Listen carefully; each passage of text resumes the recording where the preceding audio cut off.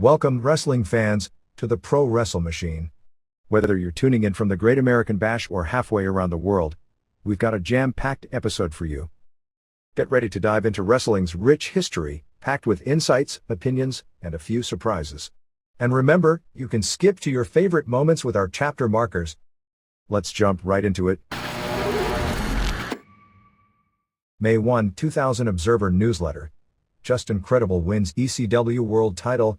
Safety concerns in Japan. By Dave Meltzer. When the smoke cleared after 9 months of title changes largely forced upon him and designed to surprise, Paul Heyman finally went back to the original Plan A as the latest surprise. Just Incredible, Peter Polacco, who Heyman had planned to be ECW Heavyweight Champion dating back more than 18 months, with the idea of not putting the title on him until he had a national television outlet, and being the wrestler that Rob Van Dam would chase in the company's top program, wound up with the title after 2 more switches at ECW's CyberSlam show on April 22nd in Philadelphia at the ECW Arena. The title changes over the past year have all been mandated not by long-term planning, but by short-term reactions to various problems. The original plan was for Shane Douglas to hold it until getting a national outlet, going to Credible for a long run, finally building for Van Dam's big chase. But that was changed several times along the way. Douglas not only had injury problems that made Heyman feel he had to get the belt off him, as well as outside the ring problems between the two threatening and eventually terminating their relationship, which is where Taz, with one Z, came in. When Taz at first thought to be one of the few ECW wrestlers who, for various reasons due to his ties with the company that took him as a nobody in wrestling and made him into a top name, that wouldn't leave the promotion, ended up taking an offer from the WWF, Heyman had to take the title off him at the Anarchy Rules pay-per-view last August. He felt, needing a surprise, just before going on national TV as a third player, he'd bring in Mike Awesome, who had been out of action for much of the previous year due to reconstructive knee surgery, with the idea of having a champion who was both big and could do a lot of spectacular moves.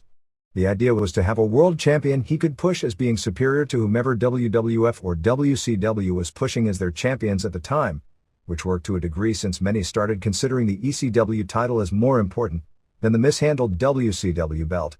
When Awesome left for WCW, without giving notice or dropping the title in the ring, it led to a strange series of circumstances.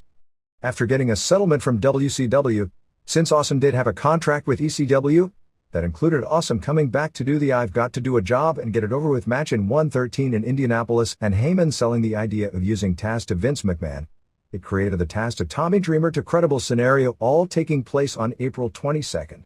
Using Taz, the WWF wrestler, enabled Taz and Heyman to fully mend fences since there was some bitterness from both sides in the manner and timing of his departure last year, and Heyman hoped it would at least gain exposure for his product on WWF TV. Whether getting the belt on WWF television, only to have it presented as a minor league belt and having his champion on TV do a job for the WWF's champion in ECW's home city was worth it on the other end due to the publicity of the belt being for 1 week on highly rated programs is good or bad for the company will be evident over the next few weeks if there is any movement in television ratings. At present the evidence isn't there yet, and what little evidence is there hasn't been positive. WWF drew huge ratings on Monday, but the quarter hours don't indicate Taz or the ECW title had anything to do with it. ECW the previous Friday, airing the title change, drew a rating of virtually identical to its average, 1.12 as compared with a 1.09 average so far in 2000, which given all the insider wrestling talk for the show, if all that talk meant anything, it easily should have drawn a record not only on April 14th, but again on April 21st.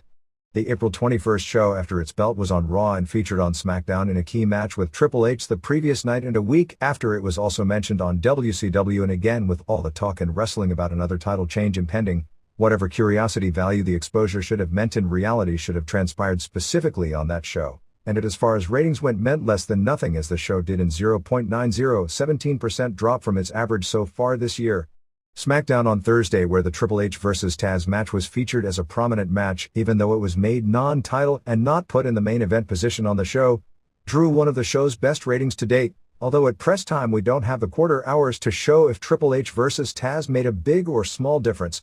Certainly WWF officials, based on that rating, which was particularly strong in the New York market where SmackDown beat out Friends in reruns, for the first time ever, seem to have more interest this week than last week in continuing to do something with ECW.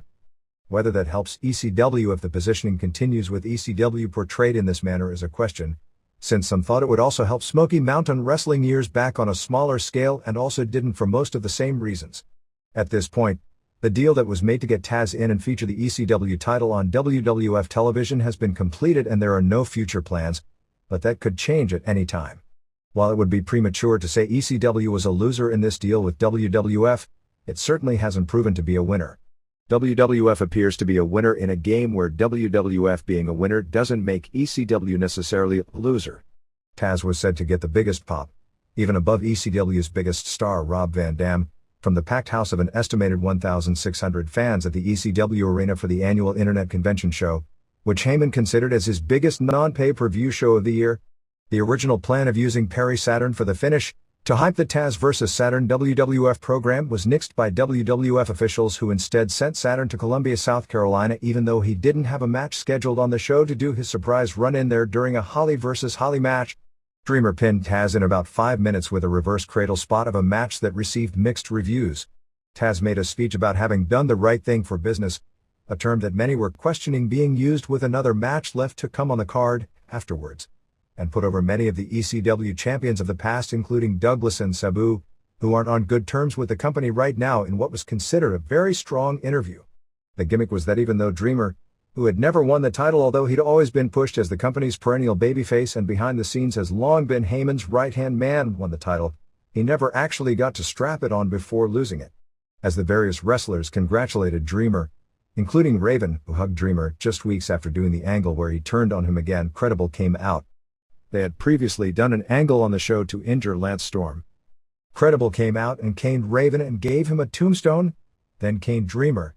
They said that Mike Awesome was going to throw down the belt on Nitro and said how Taz wanted to defend it on Raw, but that he's going to be the one to make an impact, and he threw down his tag team title belt in a scene attempting to recreate Douglas throwing down the old NWA heavyweight title belt to create the new ECW title. The idea, clearly, they were trying to get across, is that old title, which was held by a guy who walked out and did the job in a poor match, followed by a guy in another federation who was brought in as a panic move for publicity, that was tarnished, is now gone with a new champion who had nothing to do with any of that mess, and as Heyman put it, Taz was now 2 champs ago and Awesome was 3 champs ago. Throwing down the tag title was secondarily a storyline way of getting the title off Storm, whose status in the company was and still is somewhat in question. He hasn't signed anything new but is said to be more interested in staying than leaving, and negotiations are ongoing towards signing either another 30-day agreement or a long-term contract. At this point, WCW has yet to make him a direct offer because they won't go after any ECW talent unless they have written proof presented to them that they aren't under contract and are free to negotiate. With Raven carried out, Francine mysteriously stayed at ringside during the Dreamer vs. Credible title match. After each kicked out of the other's finisher, Francine interfered and gave Dreamer a low blow leading to Credible scoring the pin, and then Francine ripped off her Raven clothes, so she's going to be paired with Credible.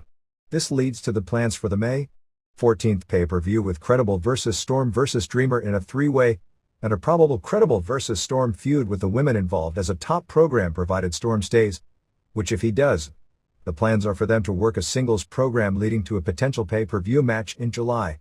But with Credible, storyline-wise, there are numerous potential challengers, in fact, basically every major player on the roster.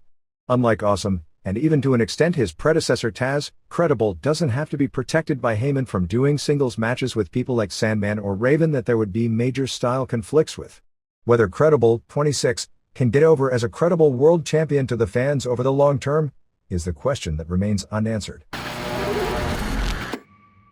In the wake of the death of 27-year-old Masakazu Fukuda, the first male fatality, and third overall, stemming from an incident in the ring, in the 49-year history of Japanese pro wrestling, there has been a lot of calls for safety reforms, particularly due to Fukuda having suffered 2 prior cerebral hemorrhages and had brain surgery just 6 months earlier. Fukuda suffered his first cerebral hemorrhage, which required surgery, during a match on October 17 in Kobe against Shinya Makabe that he completed and won. He returned to action in February, but suffered a similar injury. The match on April 14 was his first match back from that injury. Before he was allowed to come back, Fukuda was given a complete physical and got a clean bill of health on April 12 at Tokyo Jikeitai Hospital, where he underwent both an MRI and a CAT scan. New Japan had been something of a pioneer when it comes to healthcare in pro wrestling, having hired a company doctor back in 1988, before any other company had done so, and a full-time trainer on the road in 1996. The company had, before the death of Fukuda, scheduled a meeting for more input toward the health of the wrestlers, which was to be headed by Kunyaki Kobayashi and 3 others, which was to take place later in the month. New Japan held a ceremony in the ring on April 20th in Chiba for Fukuda, with Yutaka Yoshi holding up a photo of him. Yoshi, Manabu Nakanishi, and Yuji Nagata, who were going to form a group called G-Eggs, a cross between a shooter's group and a DX gimmick starting on this current tour, were all wearing Fukuda t-shirts during the presentation.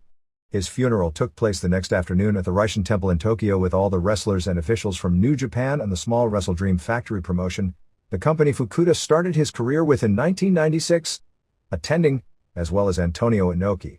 After his brain surgery after the match on April 14 in Kasenuma, he remained in a coma until passing away at 3:28 a.m. on April 19.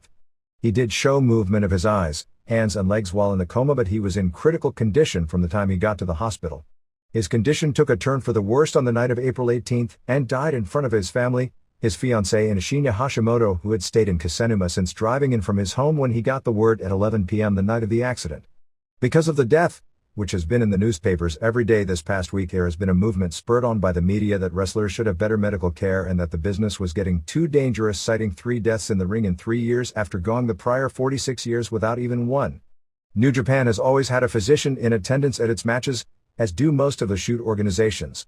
All Japan hasn't in the past, but is talk about making it mandatory for its shows in the future.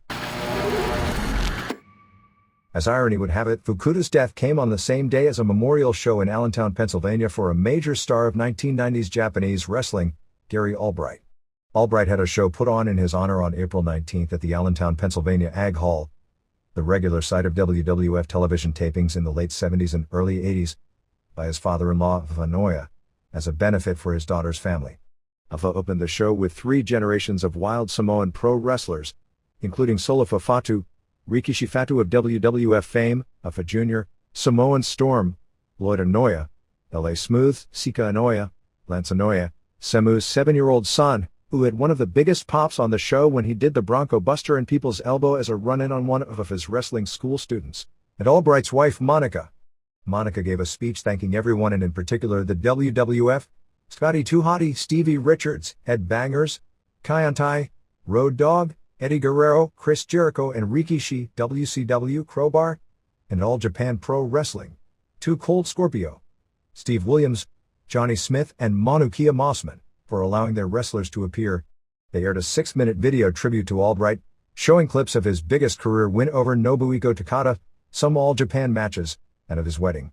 There were video tributes from Rock, who did a benefit autograph signing for the family earlier in the day, and Mick Foley, who missed the show due to a family illness. Rob Van Dam appeared to raise money signing autographs but didn't work due to his injury. There has been a lot said about Sabu not being there. At the show, the people involved with it were under the impression Sabu was not allowed to work due to his legal dispute with Paul Heyman. It is clear from people close to Sabu that he was saying before the show that he wasn't going because he didn't want to get in any sort of legal problems with Heyman on such a show. Heyman claims he specifically sent Sabu a letter allowing him to work the show because of the nature of the show, and Sabu didn't miss the show because of pressure from Heyman. Williams suffered food poisoning on the way to the event, so wasn't able to wrestle in a scheduled 3-way with Mossman and Smith, so their match became a singles match.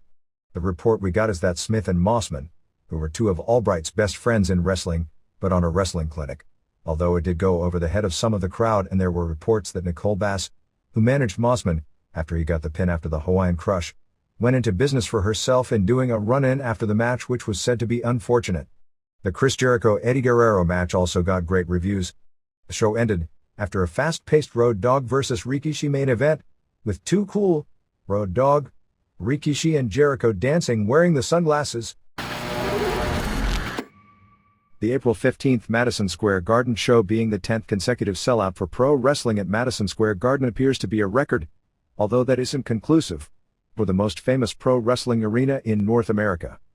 There is a tremendous book called The History of Professional Wrestling at Madison Square Garden. Check with Scott Teal, P.O. Box 2781, Hendersonville, Tennessee 37077 for details.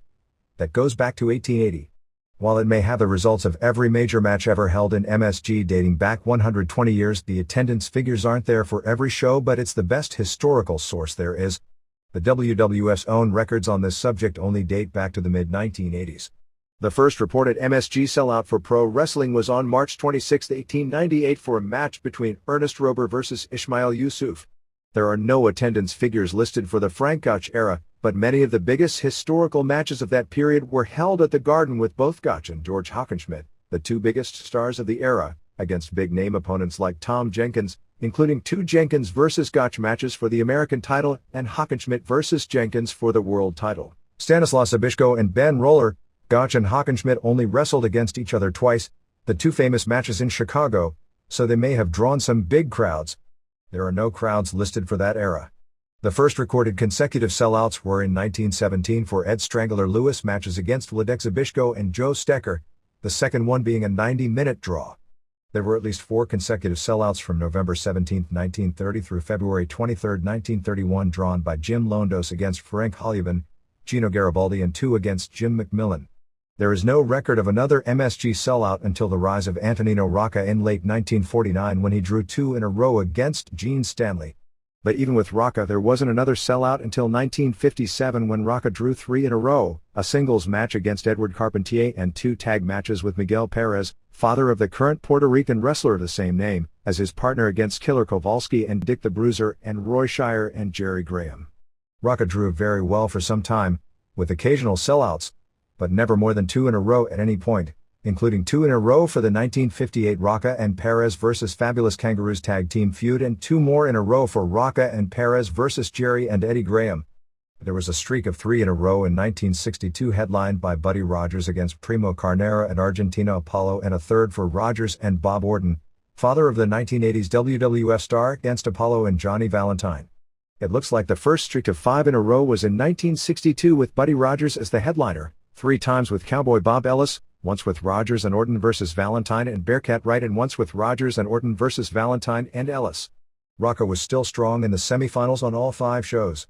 After Bruno Sammartino won the title in 1963, the crowds were usually strong, but the mythology that the Garden sold out every month was definitely not the case. Sammartino drew 2 sellouts in a row in late 1963 against Gorilla Monsoon, 2 more in a row together with Fred Blassie in 1964 and 2 in a row with Bill Watts in 1965. After Watts, while crowds were almost always 9,500 plus every time out until a down period in 1969, keep in mind Sammartino suspect the low number little defense against George. It was never full during a 5-year period. There is no record of an MSG sellout until a 1970 match against Crusher Verdue, which drew 2 sellouts in succession. There are some missing attendances, but the first 3 shows of 1971, with Sammartino's loss to Ivan Koloff and Pedro Morales' title win over Koloff and first title defense against Blackjack Mulligan, were all sellouts. There are some missing figures, but it is clear a string of 5 straight sellouts were from October 25, 1971 through February 21, 1972 by Morales for a match against Stan Stasiak, 2 matches against Blassie and 2 more matches against Toru Tanaka. There was another string from December 18, 1972 through July 23, 1973 of 8 straight sellouts with Morales headlining against Ray Stevens, Moondog Mayne, King Curtis Iokea, Lassie and 2 matches each with Steele and Don Leo Jonathan. With Morales not drawing comparable figures in the rest of the Northeast, the title was moved back to Sammartino in late 1973 since he was a bigger drawing card in cities like Boston and Philadelphia. Sammartino's title win over Stan Stasiak, who had beaten Morales 9 days earlier in Philadelphia, drew a sellout, as did his first 2 title defenses against Jonathan and Nikolai Volkov. At this point, the numbers are hard to come by, but Sammartino was a far stronger draw in his second reign than the first, and there was a long streak which may have been in 1974 and 1975 that could rival the current one. The only thing I know is from memory that Sammartino and Spiros Arion drew 4 straight sellouts in 1975, but shows before and after could have lengthened that streak. There was probably another long streak in late 1975 and early 1976 when Sammartino headlined against Koloff and superstar Billy Graham that was at least 4 in a row, and may have been longer. There was another streak of at least 5 in a row in 1977, all headlined by Graham, 2 with Sammartino, 2 with Dusty Rhodes and 1 with Ivan Putski. From late 1977 to 1978 there was another streak of at least 5 headlined by Graham, 2 with Mil Mascaras and 3 with Bob Backlund, including the match Backlund won the title and 2 subsequent rematches. There are a lot of missing figures in the Backlund era, but there were many sellouts, in fact far more sellouts than not, during his early reign and perhaps a streak that rivaled the current 10 in a row, but with so many missing figures that can't be said conclusively. The dawning of the new era starting with Iron Sheik's title win over Backlund on December 26, 1983, followed by Hulk Hogan's win over Sheik, brought a streak of at least 7 or 8, with the main event spread around, including Hogan matches with Greg Valentine, David Schultz, and Paul Orndorff, 2 Backlund-Valentine matches and the famous Sergeant Slaughter vs. Iron Sheik boot camp match. We have full documentation of everything past this point. There is a streak of 4 in a row from December 30, 1985 through March 16, 1986, all headlined by Randy Savage, with 3 matches against Hogan and 1 against Tito Santana. There were 2 in a row in 1987 headlined by Hogan vs. One Man Gang and a surprising sellout at that point for Graham, in his final Madison Square Garden main event, versus Butch Reed. There was another streak of 2 in a row on December 26, 1987 and January 25, 1988 for Savage vs. Honky Tonk Man and Hogan and Bam Bam Bigelow vs. Ted DiBiase and Virgil. The final 2-show sellout streak before 1996 was in February and March of 1989 for Savage vs. Ultimate Warrior and Hogan vs. Big Boss Man. Sellouts for the rest of the 80s and the early 90s were rare, mainly limited to WrestleManias or Summer Slams. There wasn't another set of 2 in a row again until 1996 for Bret Hart and Undertaker vs. Shawn Michaels and Diesel, Kevin Nash, and Michaels vs. Diesel cage match. What appears to be a low point in 1994 was for a show headlined by Michaels and Diesel vs. the Head Shrinkers with a crowd of 4,300. There were no non-pay-per-view house show sellout from the 1989 for a Warrior vs. Andre the Giant main event all the way until the 2 straight in 1996. After that there wasn't another non-pay-per-view sellout until January 10, 1998 for Cactus Jack and Steve Austin vs. Rock and D'Lo Brown. The last time Madison Square Garden failed to sell out for a pro wrestling show was October 25, 1998 when a 4-way with Austin vs. Rock vs. Undertaker vs. Kane drew 1,000 shy of capacity. The current streak began on December 27, 1998 with a Rock vs. Triple H WWF title match. Wrestlers with more than one Madison Square Garden main event sellout. Source: The History of Pro Wrestling at Madison Square Garden, plus our own records filling in the blanks. Because there are not accurate records of all shows, WWF's own records only date back to 1985, plus the probability that many announced houses had padded numbers. For instance, in the 70s and 80s numerous MSG sellouts were announced as drawing more than 22,000 fans when the building for wrestling held 20,225. These numbers should be taken as a very close to accurate estimate as opposed to being foolproof numbers. 41, Bruno Sammartino, Bob Backlund. 24, Antonino Rocca. 19, Pedro Morales. 17, Superstar Billy Graham, Hulk Hogan. 13, Miguel Perez Sr. 11, Buddy Rogers. 9, Jim Londos. 8, Ivan Koloff, Steve Austin, Hunter Hearst Helmsley, Randy Savage. 7, Rock. 6, Johnny Valentine, Fred Blassie, Greg Valentine, Roddy Piper. 5, Dr. Jerry Graham, George Steele, Stan Hansen, Iron Sheik, Undertaker, Ken Patera, Andre the Giant. 4, Bob Orton Sr., Cowboy Bob Ellis, Chief Peter Maivia, Pat Patterson, Don Morocco, Jimmy Snuka, Bret Hart, Shawn Michaels, Mick Foley, Paul Orndorff. 3, Fabulous Kangaroos, Al Costello and Roy Heffernan, Ed Strangler Lewis, Gene Stanley, Eddie Graham, Argentina Apollo, Gorilla Monsoon, Waldo Von Erich, Ernie Ladd, Don Leo Jonathan, Spiros Arion, Ken Patera, Larry Zbyszko, Sergeant Slaughter, Ultimate Warrior, Big Show. 2, Jim McMillan, Hans Schmidt, Jackie Fargo, Don Stevens, Mighty Zuma, Killer Kowalski, Bill Watts, Crusher Verdu, Stan Stasiak, Toru Tanaka, Nikolai Volkov, Chief J. Strongbow, Evan Putski, Bruiser Brody, Dusty Rhodes, Mil Mascaras, Big Boss Man, Diesel, Kimala, Ted DiBiase. Of the top draws, Graham has the highest percentage, selling out 17 of 18.944 Madison Square Garden main events, all but one being singles matches. His only non-sellout was a crowd announced at 17,914 for a 1977 match with Peter Maivia, the grandfather of the guy who will probably someday equal his record. Backlund had 41 of 69.594, Sammartino had 41 of 127. Both Backlund and Sammartino's numbers may be slightly low, in particular Sammartino in the 70s. Sammartino's records from the 60s are complete. Morales had 19 of 30.9 .633. This may also be slightly low by a few. Rocca had 24 of 69, Perez had 13 of 29. Unlike every other name on the high end, Perez never once headlined as a single. All 29 of his main events were as Rocca's partner. Rogers had 11 of 26 and Hogan had 17 of 42. Of the modern wrestlers, Austin has 8 of 11.727, Helmsley has 8 of 10.800, Rock has 7 of 8.875, Savage had 8 of 20, Piper had 6 of 12, Undertaker had 5 of 16, Hart had 4 of 11, Michaels had 4 of 11. Andre had 5 of 12, Foley had 4 of 6.667, and Warrior had 3 of 8. Unlike the wrestlers of the past where MSG was almost always headlined by a singles match, the current shows are drawn largely by the name WWF and the show itself as opposed to a singular match, and thus the current wrestlers have a distinct advantage both in that way, as well as numerous 3- and 4-man matches as opposed to straight singles on top almost every month.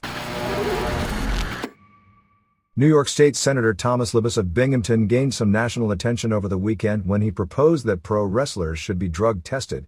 In a story in the April 24 New York Daily News, Libous said that pro wrestlers should be tested both to protect them and create more suitable role models for young spectators.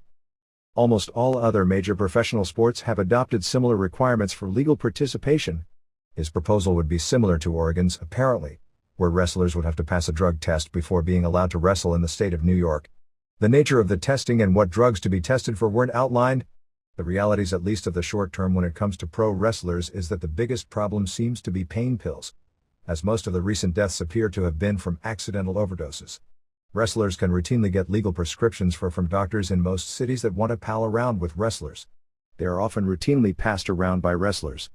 In a business such as pro wrestling, while there are notable exceptions, the realities of the business make it difficult for someone without very strong willpower to survive without using them, and the problem is when use turns into dangerous abuse.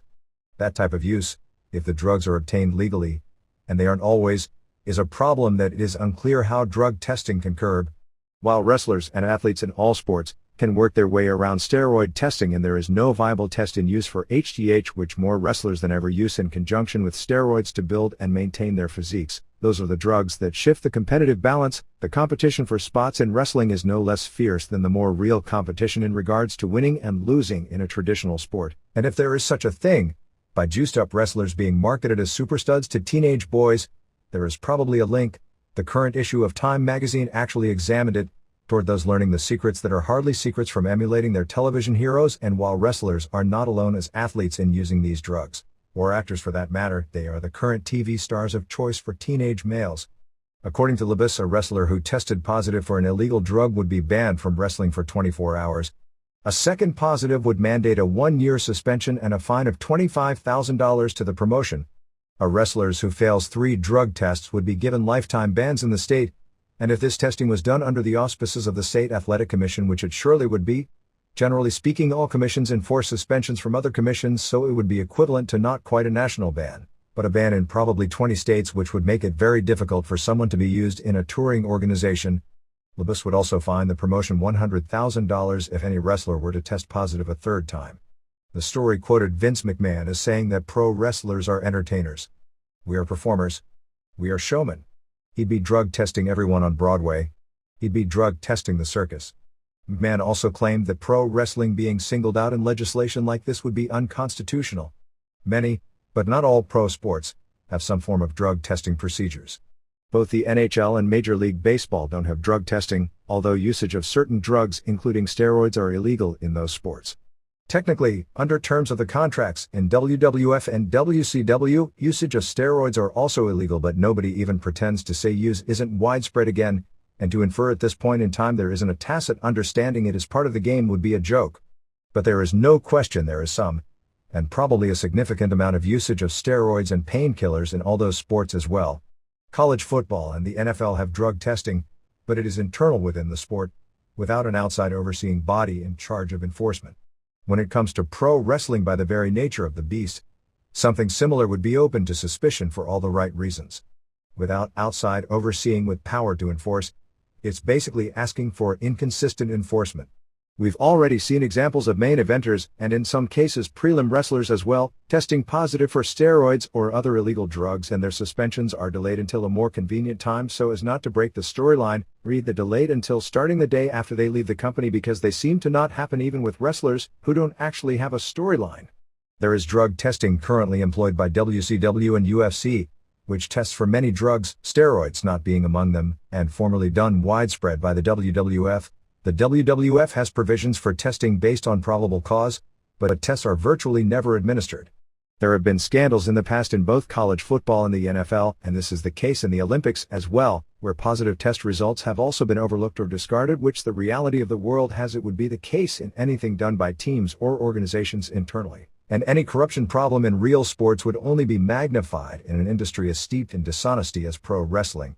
There's state-mandated drug testing in many states for boxers, although those procedures can be a joke as well. Leagues like the Canadian Football League and Arena Football, as well as the NBC/WWF proposed XFL, don't have any drug testing. WWF and WCW have avoided running shows in Oregon for years. In the early 90s, a similar bill was introduced in Florida, in some ways based on the death of Ed Gantner, a huge pro wrestler with a long history of steroid use whose kidneys went bad and ended up undergoing a kidney transplant, and in the aftermath of that, as well as the subsequent loss of his muscle size, committed suicide. Both WWF and WCW threatened to pull out of the state if it was enacted, and the wrestling industry hired highly paid lobbyists to get it killed. The bill ended up dying in committee. Pulling out of Oregon was never a major issue for national wrestling organizations, as there is only one city of major size in the state, and it's in a part of the country that hard, not impossible by any means, but hardly like running a city like Baltimore with plenty of major markets within driving distance, to route running a weekend tour in the area, so it is other inconveniences of booking there. Florida, with many major cities, would have been a real pain to avoid. New York, on the other hand, would be next to impossible to pull out of. The WWF does more arena business, and probably more business as a whole of every kind, in New York than any other state in the country. Taking New York State shows out of the equation would make everyone's life in that company miserable, because WWF likes to book closer to the Northeast to keep things convenient now that they produce television every Monday and Tuesday and want to have the main employees as close to the home base as often as possible. If WWF stopped running Madison Square Garden regularly, WCW would likely snap it up in a heartbeat, and giving away the New York home base can't be overemphasized in a country where so much of national thinking is based around what's hot in New York City because of it being the media center. Exactly what category pro wrestling fits into, which, for promoters, seemingly is whatever category it seemingly fits into best for each apparent issue, is a semantic argument, as wrestling is athletic, soap opera, and some circus. Pro wrestlers' high preponderance of drug problems, including deaths, and the apparent lack of action by some promotions, WCW in particular, because in no sport and on few if any major television shows or movie sets would someone who went through the past 2 years in the same way Scott Hall did still be employed, let alone had 6 of wrestlers and referees die in such a relatively short period of time. Makes them a category unto themselves when it comes to being discussed when it comes to drug testing, as opposed to Broadway actors, who clearly don't have the inherent institutionalized steroid problem or the injury rate and pressures to return to taking bumps, or have the contracted salary cuts in their contract while injured that doesn't apply in baseball and basketball. There are those pressures in football monetarily in regard to a season-by-season time frame, but not a month-by-month. And steroids and other physique-enhancing chemicals are the same, if not more, of a competitive advantage among pro wrestlers than they are in almost any other real sport, because both the promoters and fan judge wrestlers so harshly on their physique, while in other sports, a man with a below-average physique who can perform well is not kept from stardom. If a swimmer or a boxer could perform the skills required in their sport as well as Ric Flair can in wrestling, nobody would be writing about or forcing him to perform in street clothes. Not that drugs haven't changed the game in football, track and baseball, because clearly they have greatly. Nevertheless, it's also not fair to propose a bill for pro wrestlers only, and not have similar legislation for major league sports such as baseball and hockey that are far bigger money forms of entertainment where the competitions are covered more seriously, and also don't steroid test their competitors. But pointing out baseball doesn't steroid test is a terribly weak defense by people in or around wrestling, even if it is one that has been conveniently used. Baseball, for whatever drug problems it may have, doesn't have the history of drug-related deaths that pro wrestling has. And the argument that pro wrestling isn't a competitive sport in the traditional sense, because it is clearly an ultra-competitive sports entertainment world, falls apart because the fact its outcomes are predetermined doesn't make the health problems and deaths any less real. Libas' knowledge of the efficiency of drug testing seemed weak with his statement that having drug tests as part of the state's licensing requirements would show fans that pro wrestlers are drug-free. The reality is we're far from having tests that can effectively eliminate drug use. The best you can hope for is regular testing to curtail out-of-control levels of abuse, which is clearly far more dangerous than use in moderation. Billy Kidman, Juventud Guerrera and Kid Romeo from WCW highlight the lineup for New Japan's annual Best of the Super Junior tournament, which starts on May 19th at Tokyo Korakuen Hall and ends on June 9th at the Osaka Chuo Gymnasium. This year's tournament will be broken up into two 7-member blocks, although exactly who is bracketed or hasn't been announced. The tournament will have matches from the start, but pick up steam from June 2nd with a Budokan Hall show through June 9th as Guerrera, Kidman and Gran Hamada will only be working the final week and have 6 tournament matches each during that period. Also in the tournament will be defending champion Kendo Kashin, perennial contender Jushin Liger, Koji Kanemoto, Shinjiro Otani, Tatsuhito Takaiwa, El Samurai and Shinya Makabe from New Japan. Besides the 3 WCW wrestlers, also involved are Hamada from Michinoku Pro, Minoru Tanaka, who made a big hit in his involvement in the tournament last year, coming from Battlerts, and Dr. Wagner Jr. from EMLL. The proposed Stu Hart birthday show promoted by Stampede Wrestling on May 31st in Calgary, which was to include 26 performers from the World Wrestling Federation, was officially postponed late this past week after it became clear it was a no-win situation to hold the event. The only actual announcement of this came in a Jim Ross update on the WWF website, when he stated the show had been postponed. Stampede Wrestling, after getting negative publicity when Stu Hart said in a Calgary Sun article that he wouldn't be attending the show and thought that due to it being so close to the 1-year anniversary of Owen's death that he didn't feel it was appropriate to be celebrating, decided to quietly let the show die down. The company feeling was that since both Stu and Martha Hart, who are ultimate babyface in the community, had come out against the show, it had become a no-win proposition even though WWF has ordered all its wrestlers who had signed up to honor their commitments, even though many had wanted to pull out based on it becoming a controversial subject. There is still talk of doing a Stu Hart birthday show in the fall, feeling getting it away from the month of May would eliminate some of the local media bad taste regarding the 1-year anniversary of the death of Owen. It is said that Stampede wanted the show on June 1st rather than May 31st, just to get it out of the month of May, but because of travel problems with the wrestlers from the WWF, who would be in Tacoma for SmackDown on Tuesday, and Calgary isn't that bad of a flight from there, rather than going home for a day and flying back, or staying on the road on Wednesday rather than going home and basically destroying their time home with their families, it would be much easier for the wrestlers to have the show on a Wednesday. Whether Stu Hart had initially agreed to do the show or not has become a major point of contention behind the scenes as people are equally insistent on both sides. It has been pointed out that Stu was at the Stampede House show where the card was first announced on April 14th. WWF officials claim Stu had spoken with Bruce Pritchard and seemed happy about the show as well. On April 15th, after a heated discussion at the house involving both Bruce and Bret Hart, Stu said he was unaware of the show and wouldn't be attending.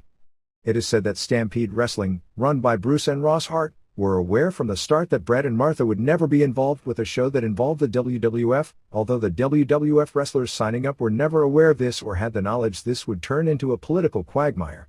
While there was never going to be any public mention of Owen in regards to the hyping of the show, the idea that WWF wrestlers were of the impression it was partially, actually we've been told they were under the impression it was largely, about Owen was confirmed when Chris Benoit said as much on his website about it being sold on the wrestlers as a tribute show for Owen as well as a birthday show for Stu. It is said that Bruce and Ross Hart, when they first contacted Vince McMahon and Jim Ross about the event, were really only looking for a few wrestlers who worked in the area early in their careers such as Benoit, Chris Jericho, and Steve Blackman, and to use them as headliners along with using Sabu, the regular Stampede Wrestling crew, and even inviting some wrestlers from WCW and perhaps even Lance Storm from ECW and the Funk Brothers, who appeared at Stu's 80th birthday show in 1995. When the WWF brought it up to the talent, 26 of the performers signed up, not just wrestlers but others including even ring announcer Howard Finkel, and WWF submitted a full card to Ross and Bruce, leaving them with only a few spots for local or outside talent. The proposed lineup was to have Benoit vs. Jericho, Triple H vs. Kane with Mick Foley as referee, Eddie Guerrero and Perry Saturn and Dean Malenko vs. Scotty 2 Hottie and Edge and Christian, a three-way with Takamichi Noku and Sho Funaki, headbangers, and Mean Street Posse Ivory vs. Lita, Stevie Richards vs. Gangrel, Rikishi vs. Road Dogg and Bull Buchanan vs. Mark Henry. Monday Night Raw scored its second highest rating in history on April 24 with a 7.15 rating, 6.32 first hour, 7.91 seconds hour, and a 10.9 share. The rating trails only an 8.09 rating for an unopposed show on May 10, 1999 and actually beats out the Owen Hart tribute show on May 24, 1999 that did a 7.14, although that show had competition for 2 hours while this show picked up its strong ratings in the unopposed second hour. The second hour was the second highest rated hour in the history of the program. Even with Raw's huge number, Nitro also picked up with a 3.05 rating, 3.68 first hour, 2.44 seconds hour, and a 4.6 share. The combined wrestling viewing audience was 10.2 million, which is the first time the 10 million barrier has been broken in months, but is still nowhere close to the 12 million mark wrestling was drawing last summer. The strong audience for each show, well, strong for WCW by standards of the year 2000, was largely the result of strong numbers watching the respective unopposed hours. The Rock and Jericho vs. Benoit and Triple H main event, which drew a 7.76 final quarter and an 8.59 overrun, was the third highest rated match in Monday Night Wrestling history, trailing a 9.5 drawn on June 28, 1999, Austin vs. Undertaker title change, which was even more impressive because much of that 9.5 was drawn opposed at WCW World Title match, and in 9.17 on May 10, 1999, Rock and Austin and Vince vs. Triple H and Undertaker and Shane, which went unopposed all night during the NBA playoffs. The WCW Sting vs. Vampiro First Blood main event drew a 2.70 rating, which is very impressive since it was going against the Vince interview that did an 8.12 quarter, and Raw also set a record as equivalent to approximately 70% of the Nitro audience switched to Raw when Nitro went off the air. Nitro opened with a strong first hour, and did a good job of keeping the audience, well, better than usual, at the top of the hour with the continuation of the Hogan vs. Kidman and Awesome in the Bischoff vs. Arquette matches, which did a 2.89 rating to Raw's 5.37 for Rikishi vs. Angle and the beginning of the usual opening soliloquy. It was the first time in a long time that a Nitro quarter did better than half of a head-to-head Raw quarter. After that, the numbers got uglier. Raw did a 6.81 Helmsley Stephanie, Shane and Jericho interview to 2.01, Steiner Booker T Angle. Raw did a 6.56, Benoit vs. Road Dogg, Hardys vs. Hollies, to 2.18 Douglas and Bagwell vs. Clark and Adams plus Abbott Angle, and 6.41, Show vs. Bossman and Buchanan and beginning of Vince interview, to 2.46, Jarrett vs. Page title change. Thunder was preempted this week due to NBA basketball. SmackDown on April 20 drew a 5.21 rating, which is one of its highest ever. In New York, for the first time ever, SmackDown won its time slot with an average of 769,812 homes tuned into the show on were, beating among other things, a rerun of Friends. Weekend numbers for April 22 to 23 saw Livewire at 1.5, highest rated show on USA Network all day, Superstars at 1.6, 7th highest, and Heat at 2.97, second highest, as Lead and Clear and Present Danger did a 3.5. WCW Saturday Night in its new format with no new matches did a 1.6, fourth highest. ECW on TNN drew an 0.90 rating and 1.7 share, staying at a weak level for the first three quarters before the Corino and Victory and Tao bloodbath with Sandman and Dreamer and New Jack with Rhodes and Rhino involved did in 0.87 beginning and grew to a 1.06 final quarter. Ironically, this below average number came on a night when TNN numbers were generally above average. Roller Jam did in 0.74 while TNN's Motor Madness drew its highest rating of the year at 0.78. The AAA EMLL Tuesday night block on Galavision drew a 1.9 Hispanic rating. It should be pointed out it doesn't take many homes to get a rating on Galavision because the Hispanic universe and Galavision universe are tiny compared, with a major cable station available nationwide, including a 3.2 in their target ages 18 to 34 and 2.6 in ages 18 to 49. Japanese television rundown. April 2nd All Japan. 1. Mitsuharu Misawa pinned Toshiaki Kawada in 1535. Not much in the way of flashy moves aside from some amazing kicks by Kawada, and the timing and psychology were tremendous. It was mainly Misawa throwing a lot of elbows and Kawada kicking the hell out of him in return. A hot spot was Misawa coming off the top rope into a perfectly placed high kick by Kawada. Kawada quickly delivered a dangerous back suplex and a brainbuster for a near fall. Misawa did the delayed Hurricane Rana off a Kawada attempted powerbomb where they teased the Gonzo bomb in the middle. Misawa finally got the pin with the Emerald Erosion. 4.5 stars. 2. Vader and Steve Williams beat Kenta Kobashi and Kentaro Shiga. This was a very edited match that seemed by the clips to have super heat, particularly as they pounded on Shiga and he made his comebacks. Vader was awesome selling for Shiga, who is 1/3 his size, and Vader made it believable. Vader ended up pinning Shiga after a choke slam. April 12, All Japan. 1.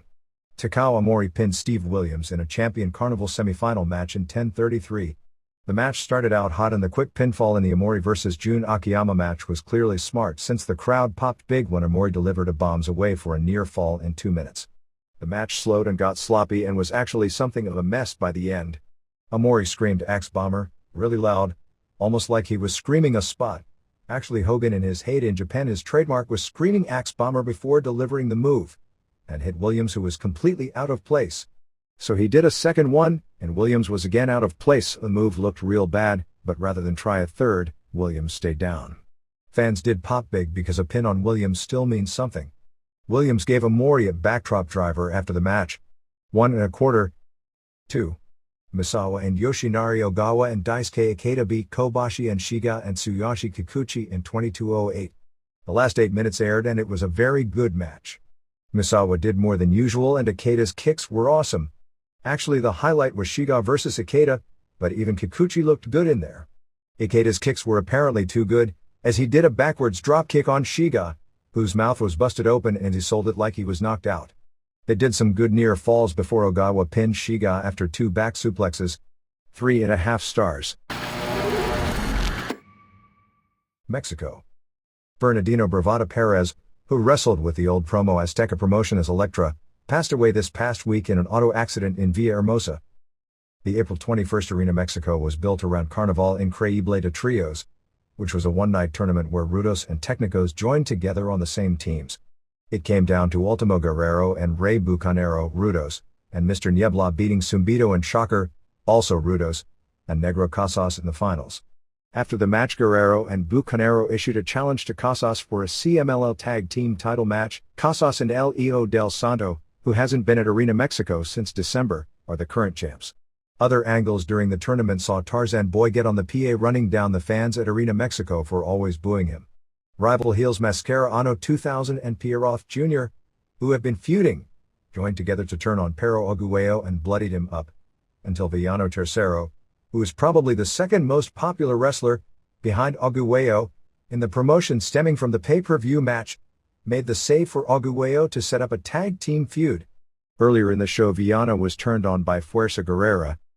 The April 28th Arena Mexico show is headlined by Atlantis and Villano Tercero and Aguayo vs Shocker and Mascara Ano 2000 and Pierroth. Brazo de Oro Jr. made his debut on the April 20th show in Cuernavaca in the semifinal teaming with his father as well as his uncle, Brazo de Platino, going to a no contest with Las Bestias Negras, a local trio. All Japan. There will be a one-night tag team tournament on the June 9th Budokan Hall card for the vacant double tag team titles that are vacant due to Vaders, who teamed with Steve Williams to win the belts from Kenta Kobashi and Jun Akiyama, elbow surgery.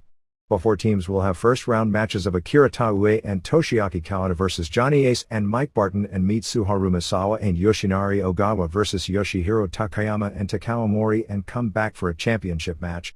If that's the case, it would seemingly make for a Kobashi vs Akiyama Triple Crown main event, although maybe not since they are doing an angle where Akiyama said he doesn't respect Kobashi as a world champion and doesn't want a challenge for the title until Misawa gets it back.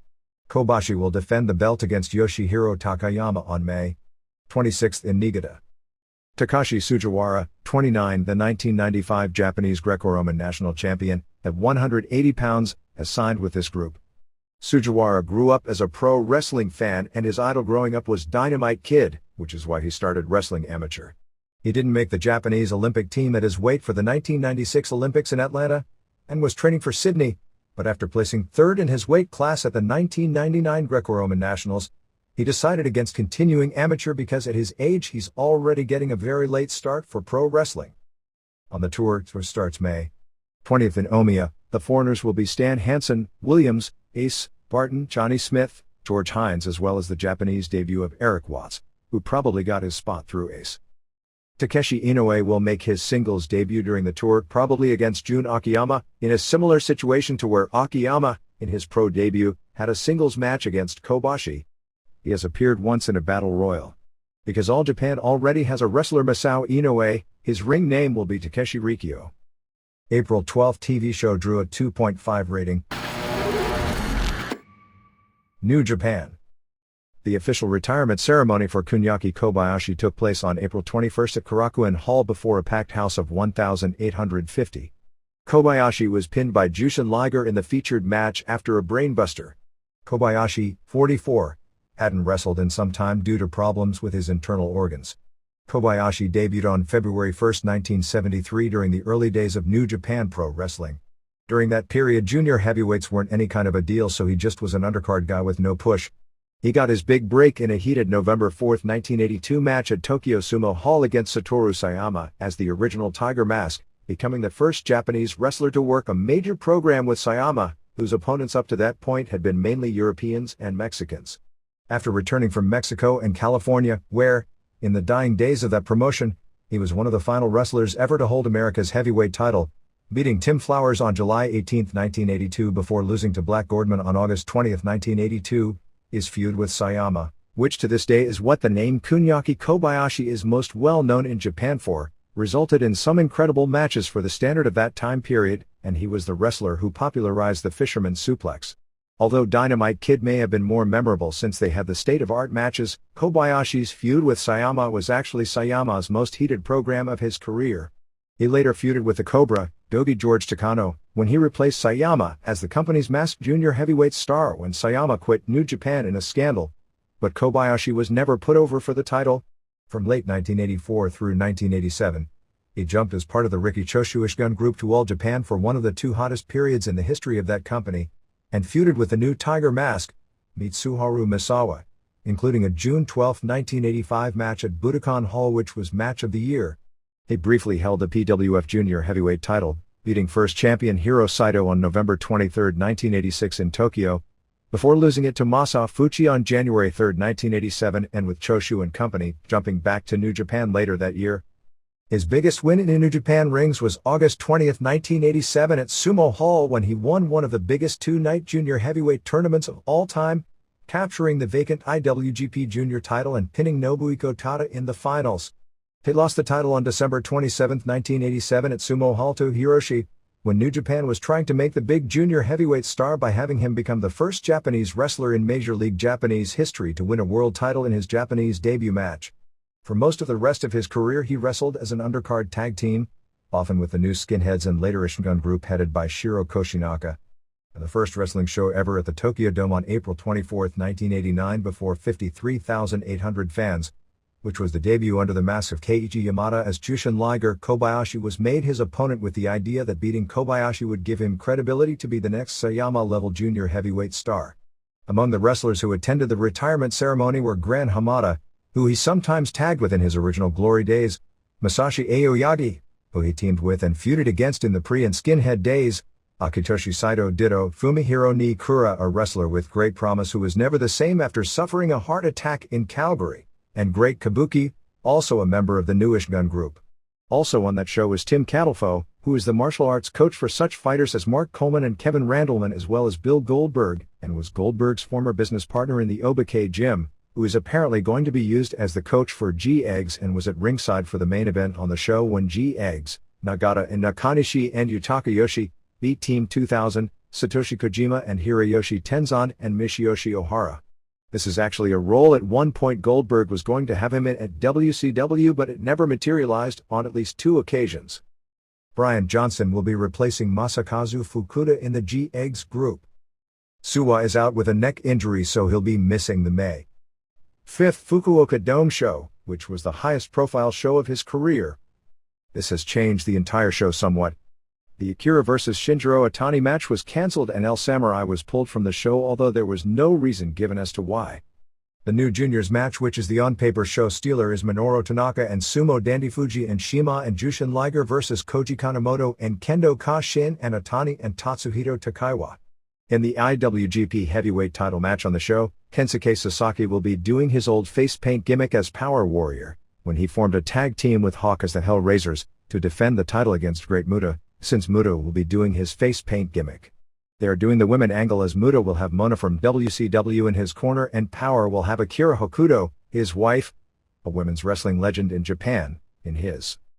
They are still pushing the idea of an eventual Riki Choshu coming out of retirement match with Atsushi Onita, and I have no clue if they were ever going to do it, why they aren't doing it for this Dome show since the lineup is so bad, but they aren't again, and are still pushing it.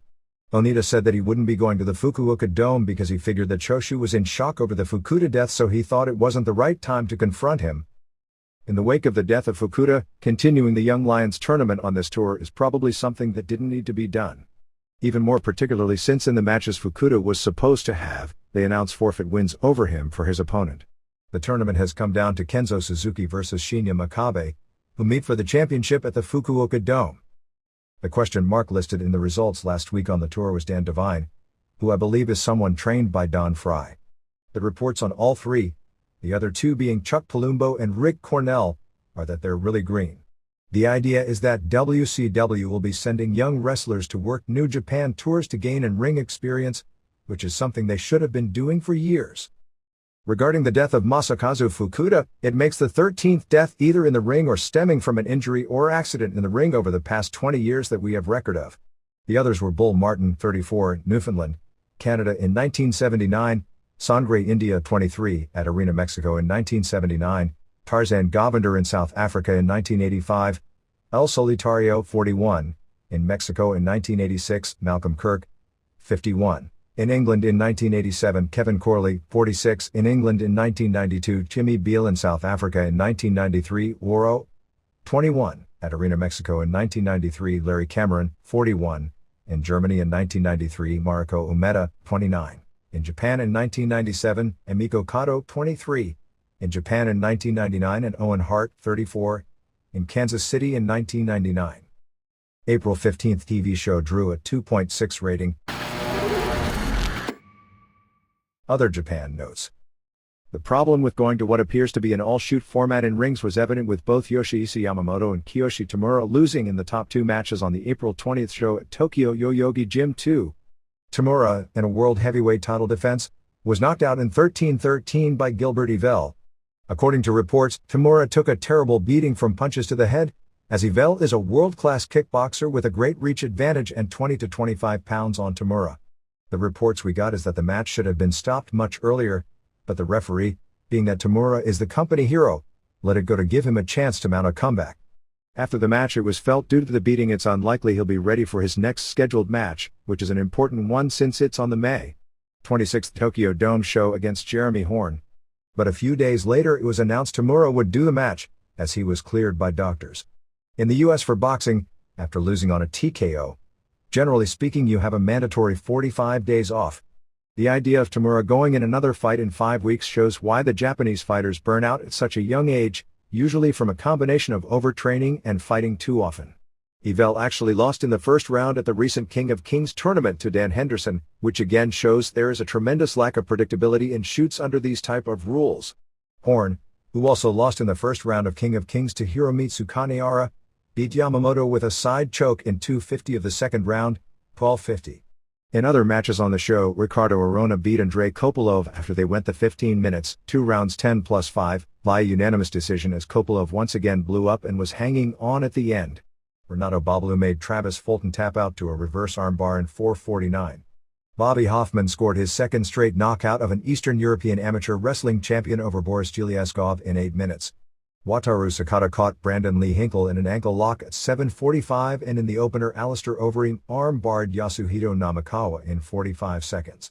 Next ring's show is June 15th at the same building. Sabu returns to Japan replacing Mike Awesome for FMW's May 5th Tokyo Komazawa Olympic Gym, and New Jack is being sent by ECW as the mystery partner for the last few days of the tour.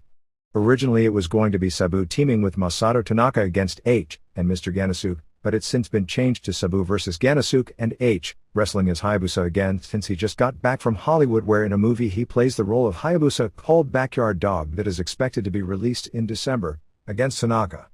On May 3rd in Fukuoka it'll be Tanaka vs New Jack, Sabu and Balls Mahoney vs Yoshinori Sasaki and Hideki Hasaka. On May 4th in Osaka, it'll be H and Ganasuke and Tetsuhiro Kuroda and Koji Nakagawa vs Tanaka and Sabu and Mahoney and New Jack. FMW switched 2 of its titles on April 25th in Tokyo at On Air East. Sasaki and Hasaka won the Wu Hardcore Tag titles, beating Kentaro Kanemura and Willie Takayama. Also Kyoko Inoue and Chocobo Kobe and Koto Fuyuki won the 6-man titles over Gedo Injado and Koji Nakagawa. On April 24th at Korakuen Hall on a Big Japan show, Ryuji Yamakawa of Big Japan retained the Wu Hardcore title, beating Kanemura. The biggest women's show in years in Japan takes place May 14th at the Ariake Coliseum, promoted by the Gia Group, built around the return of the most famous women's tag team in history, the Crush Gals, teaming together for the first time in about 11 or 12 years. They are holding a press conference this week to announce the top matches, but did announce Devil Masami and Akira Hokuto as the Crush Gals' opponents, and also Sugar Sato and Chikeo Nagashima vs Toshie Uematsu, and question mark for the AW tag titles, and Asia Kong defending the AW title against either Meiko Satomura. The two had a great match last year on a major Gia show, Mayumi Ozaki, Kaoru or Tashio Yamada. They've already sold out more than 10,000 tickets to the show for the nostalgia of seeing the Crush Gals back after 12 years. Gia's Sonoko Kato is out for 3 or 4 months due to an injury. Kong beat Atsuko Mita to keep her Queen Aversion title on April 20th at Korakuen Hall. Xochitl Hamada from Mexico returned to Japan on the show to work a 6-woman match against her younger sister Ayako, who has never worked on the same show as her before. Got a chance to see the Shima vs Ricky Marvin match from the April 1st J Cup as they were doing an interview with Marvin, who is kind of the hot new thing in Japanese indies right now. It was a 5-minute match with totally out of this world moves by Marvin before Shima beat him with the Mad Splash. Marvin's high-flying moves are the best in wrestling. Either that or Shima did a great job of being a base and making him look better than usual. Also saw the March 11th Rikidozen show. It was a bad show, but it was still better than most of the WCW PPVs of the past year, and there were highlights. The opener with Magnum Tokyo and Gran Hamada vs Shima and Sumo Dandy Fuji was a disappointment, but still a good opener. Naoki Sano vs Yuki Ishikawa wasn't much. Yuki Kondo's shoot match against Kontenjin, a Korean pro wrestler, was reminiscent of one of the early Hoist Gracie UFC fights against a guy who didn't know how to fight. Takedown, mount, punch, the guy turns and chokes, all in 40 seconds. The women's match with Kyoko Inoue and Yuka Nakamura and Yoshiko Tamura vs Tsubasa Kurogaki and Dynamite Kansai and Azumi Hyuga was kind of the Kyoko show, as she was 3 times the size of everyone in there but Kansai, who due to health problems is very limited in what she could do. The other women worked very hard and did some cool things. Yoshiaki Fujiwara vs Satoru Sayama looked like 2 50-year-old martial arts guys doing an exhibition. Junji Hirata and Ryuma Go vs Tadao Yasuda and Osamu Kido was exactly like reports. Good solid unspectacular wrestling when Hirata was in, and Go looked terrible. Anjo vs Goto was awful. The main event of Hashimoto and Ogawa vs Tenryu and BB Jones, Ron Race, really was a good heated match for the first 7 minutes with very stiff solid stuff. Then Race tagged in. He was so huge it was okay for about a minute as he threw blows, but when he went for a simple body slam, he did it like an amateur, and then his elbow drops were like a guy in wrestling school, and the crowd started laughing, and it was made worse because Hashimoto stayed down for the 3 for the second elbow drop that was so bad so that killed the main event since it was also too short. Definite thumbs down show, but like I said, I've seen worse. All Japan Women on May 12th in Sapporo is doing a benefit show for victims of the volcano, headlined by Tomoko Watanabe and Kumiko Makawa defending the WWWA tag titles against Atsuko Mita and Mima Shimoda, and Manami Toyota defending the WWWA title against Ran Yu of JWP. Momoe Nakanishi, the best of the younger wrestlers in the promotion, returned on the April 23rd Korakuen Hall show. The show, headlined by an 8-woman match with AJW, Manami Toyota and Yumiko Hara and Kumiko Maekawa and Nani Takahashi, beating JWP, Dynamite Kansai and Run Yu and Kayoko Haruyama, and Commando Bolshoi drew an announced sellout of 1,980.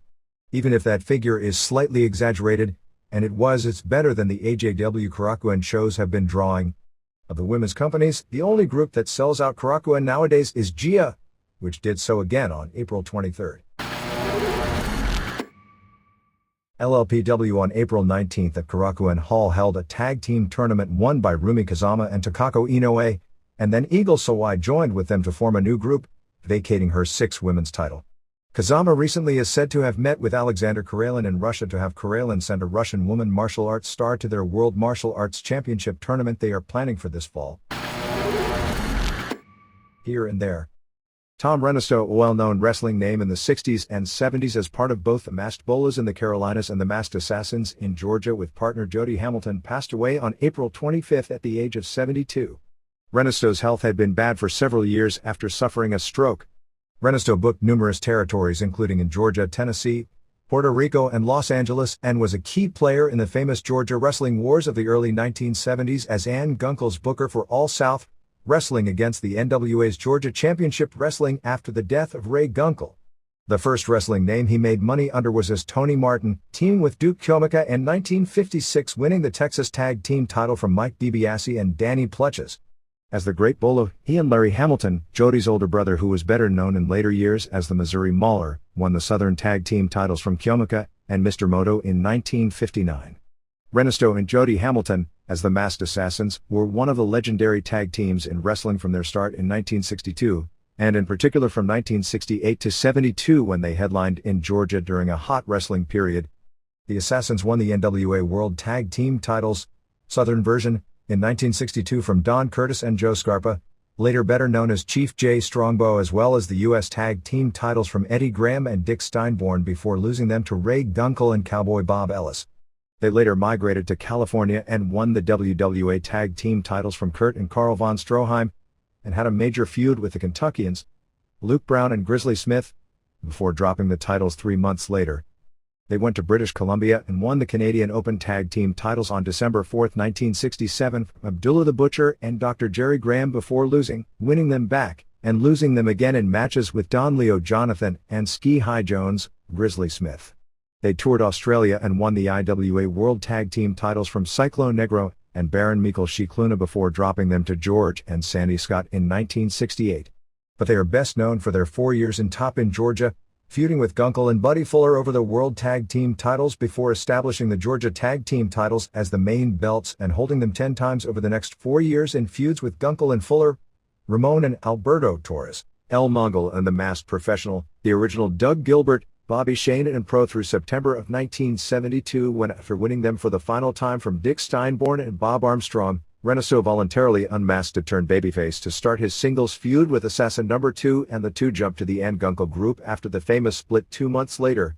Renisto had 2 sons who wrestled briefly in the early 80s, Tom Jr., technically Tom III, who worked as both Tom Renisto Jr., the Assassin, and the Assassin Jr., and John, who wrestled under an Indian gimmick as Tim Tall Tree. Jim Thompson, the former Detroit News reporter who wrote a pro wrestling column in the paper under the name M.L. Curley, pleaded no contest on April 18 to 2 charges of fondling boys ages 12 and 15 in his Dodge Viper last year. His sentencing, which carries a maximum 15 years in prison, will be on May 8. Thompson is still under investigation for as many as 1,200 boys over the past 35 years as police are sifting through 800 videotapes and 10,000 audio tapes to find other victims. Thompson has been jailed on $1 million bond since his original arrest. Independent wrestler Jeff Peterson was taken out of the intensive care unit this past week and transferred to a cancer center and was to start chemotherapy treatment this past week as well as bone marrow work. Sport magazine in its May issue has its Sports Entertainment Awards. For Best Sports Documentary, they picked Beyond the Mat ahead of nominees such as the HBO Howard Cosell bio, ESPN Sports Century features on Bill Russell and Secretariat, an HBO doc on the rise of women in sports, and a Fox Sports Net piece on the history of the Magic Johnson vs. Larry Bird rivalry.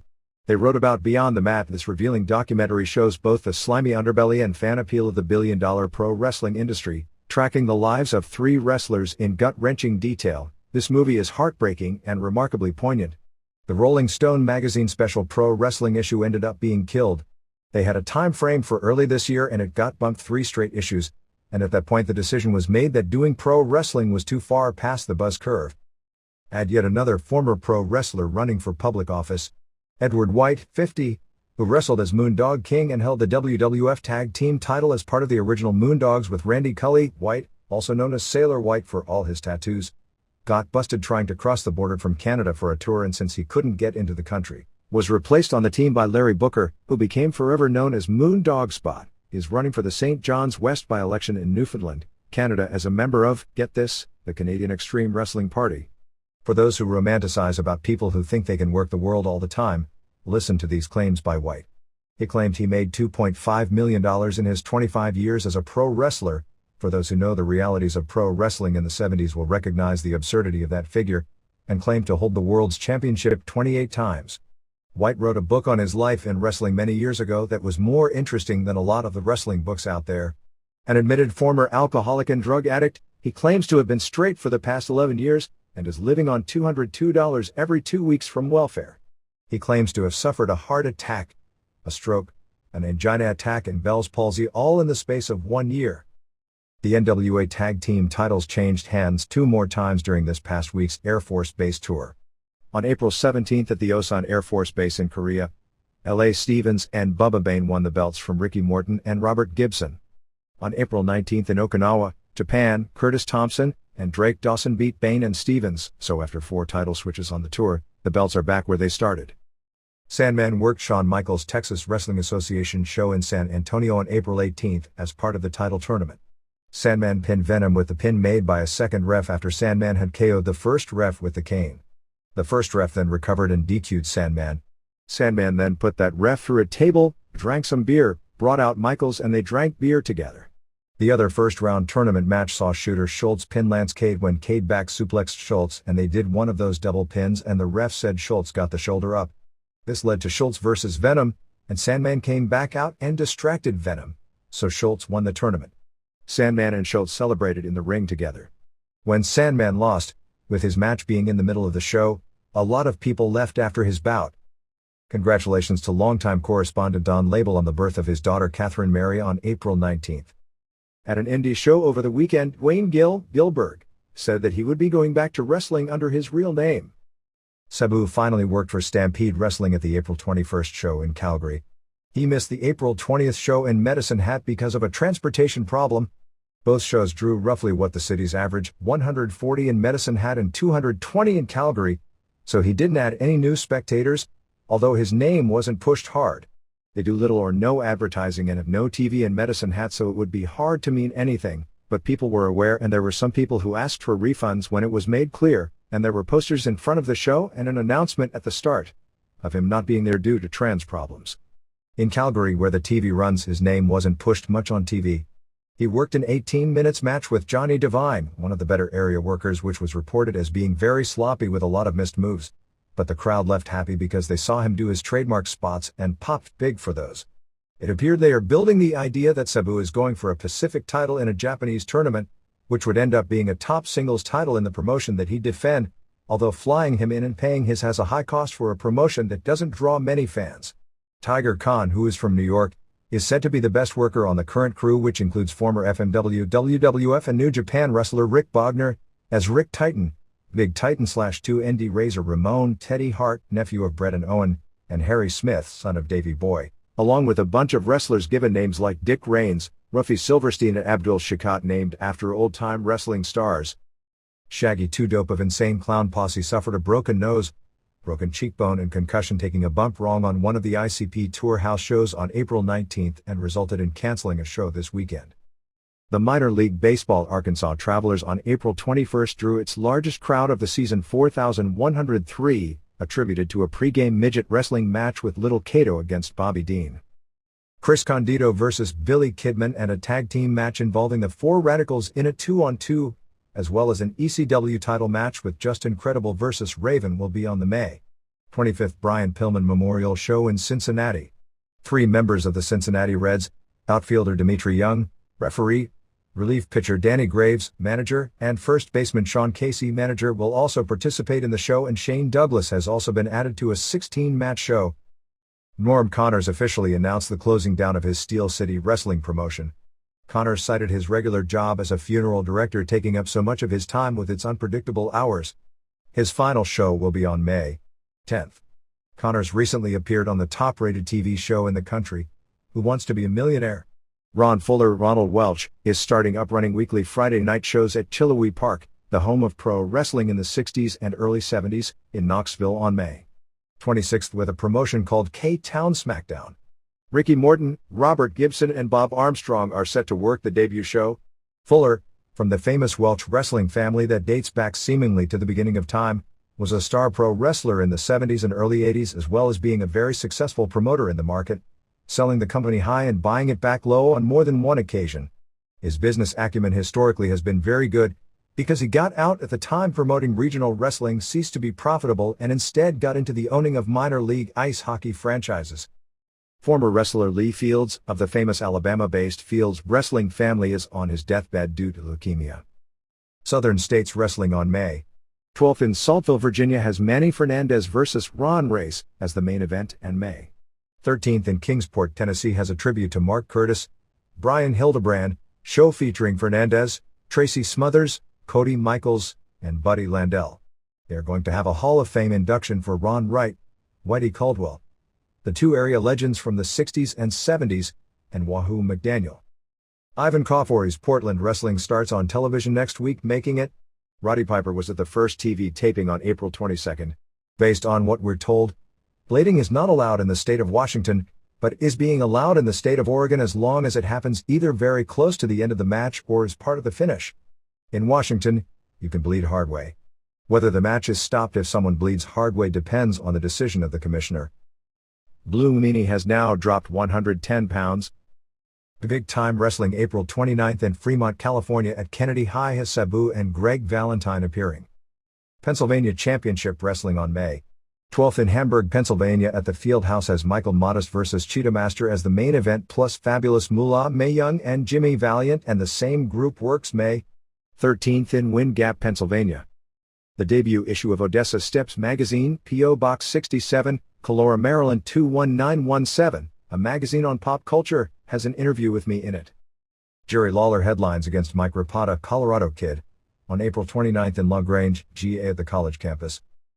Rena Mero is working not only on her book called Undefeated, but a movie on her life. Bushwhackers are headed to All-Star Wrestling in the United Kingdom in June. May 20th in New Rochelle, New York at the high school will be a show promoted by West End Sports Club with Shane Douglas vs. Sabu plus Johnny Valiant, Nicole Bass, Fabulous Moolah Mae Young, David Sammartino, Tom Brandy as the Patriot, and King Kong Bundy build. If you bring a copy of The Observer to the box office, you can get $1 off a bleacher ticket. A group called FWF runs regularly in Pomona, California at the theater once or twice per month with a lucha libre style, and is running April 30th with a Huracan Ramirez Jr. on the bill. WWC on May 6th in Vineland, New Jersey is running a show at Cumberland High School. MMA. K1 ran its biggest show so far this year on April 23rd at the Osaka Dome before a crowd announced at 30,082, which is probably an inflated number because the top deck was empty and no outfield seats were sold. Fuji Network later that night only allotted 45 minutes from 10:30 to 11:15 p.m. for the show, which may be because they aren't happy about K1, which they popularized by giving it primetime coverage, drawing such high ratings for rival Nippon TV. K1 has some shows on NTV and some on Fuji. The show was a huge success, even in its somewhat late night slot, drawing the fourth highest rating in the 7-year history of the promotion with a 17.9 rating overall and a peak rating of 22.2 for the Peter Aerts vs. Ray Sefo match. The main event saw Jerome LeBenner knock out Francisco Filio in 2:57 with a hard left to the face. Filio was crying in the ring after recovering from the punch, which was said to be one of the most awesome knockouts of the year. Because Filio is being pushed as the new star, promoter Kazuyoshi Ishii after the show noted how both Andy Hug and Ernesto Hoost had been knocked out and come back to win K1 Grand Prix titles. Hug beat Graub Fitosa via decision after 3 rounds in what was said to be a good match. Aerts scored a knockout of Sefo at 2:24 of the 3rd round when Sefo couldn't stand up after all the low kicks, which was a similar finish to Ernesto Hoost's win over Sam Greco via TKO when Greco's corner threw in the towel at the end of the 3rd round because he was taking so much punishment from low kicks and re-injured his foot. Greco was winning the fight before the final exchanges. The next K1 will be the Japan Grand Prix tournament on May 28th in Sapporo, which will be an 8-man tournament and include Great Kusatsu Jr. got a chance to see Kusatsu's debut against pro wrestler Mitsuhiro Matsunaga, and it sure looked like Matsunaga was going down ASAP. Either he can't take a punch, or he was laying down under orders at the first chance possible. UFC announced the Kevin Randleman vs. Pedro Rizzo match, scheduled for its last pay-per-view show, will be the main event for the heavyweight title on its June 9th show in Sioux Falls, Iowa, and that Pat Miletic would defend the lightweight title on the show. The first major MMA television show, Full Contact Fighter, hosted by Joel Gold, who is the Full Contact Fighter newspaper, and Michael Landsberg, host of TSN's Off the Record in Canada, debuts in an 11 p.m. Friday night time slot weekly on the Sunshine Network based in Florida, and available for those with dishes around the country. The World Extreme Fighting show, scheduled for May 13th in Muncie, Indiana, was moved due to problems with local officials about having such an event, and is tentatively now set for Terre Haute, with Dan Severn vs. Marcus Conan Silveira as the main event, and scheduled to include some big-name fighters including Matt Hughes, Jose Pele Landi, who recently beat Miletic, Carlos Newton, Bobby Hoffman, who has 2 straight knockouts in rings, plus Yoshihisa Yamamoto vs. Brandon Lee Hinkle, and Wataru Sakata vs. Mansoor Hideyari. There will be an IFC show near Fresno, California at an Indian reservation on May 3rd. ECW. The pay-per-view is officially going to be from Milwaukee at the Eagles Ballroom at the Rave on May 14th. The entire lineup will be announced on April 28th TV show. As it stands right now, it'll be Credible vs. Streamer vs. Storm for the ECW title, Rhino vs. Sandman for the TV title, Van Dam vs. Lynn, Crazy, and Tao vs. Gedo and Jado, which may wind up being something to determine the tag team titles, New Jack vs. Angel, During, and Roadkill vs. Grimes and DeVito. Besides the double title switch, they also switched the TV title on the CyberSlam show, which featured the Tao turn. Cyrus asked for Tao to give him the belt, and he refused and beat up everyone in the network until Rhino cut him off. This set up a match with Rhino for the title, which Rhino won, which seemingly leads to Rhino being an opponent for Van Dam long before Van Dam challenges Credible. After Tao was pinned after a second Rhino piledriver, Sandman came in for the save. Rhino ended up spearing Sandman through a table, and then speared Lori Fullington, who ran into Sandman through a second table. This led to Scotty Anton and Rob Van Dam coming out. Van Dam did his first dive onto Rhino, and at this point the ring was cleared of everyone but Cyrus. Jerry Lynn returned, yelled at Cyrus, but then cut a heel promo saying that he and Van Dam were injured at the same time, and everyone talked about Van Dam and nobody talked about him, to set up the Van Dam vs. Lynn match for the pay-per-view. The show opened with Masato Tanaka pinning Too Cold Scorpio. Apparently Scorpio didn't look good at all, but the crowd got into the near falls by the end of the match. Storm did an injury angle after he and Dawn Marie had beaten Jazz and Nova. They tried to work everyone on the injury, including people backstage. Guido in a 3-way over Crazy and Kid Cash, which was said to be by far the best wrestling match on the show. C.W. Anderson and Bill Wiles beat Danny During and Roadkill when the Baldies interfered. New Jack then made a run-in, and Balls Mahoney laid out Angel with a very stiff chair shot. Corino pinned Dusty Rhodes with an elbow using the cowbell tape to his elbow after interference from Victory. April 21st TV was from St. Charles, Missouri. Vandenberg and Whipwreck did their typical weird open. They did the regular open with Joey Styles and Joel Gertner with the Impact players. Dawn Marie hit the line about not being afraid of any woman in the promotion, which brought Francine out for a challenge. This ended up setting up Raven and Whipwreck challenging Storm and Credible for the tag titles.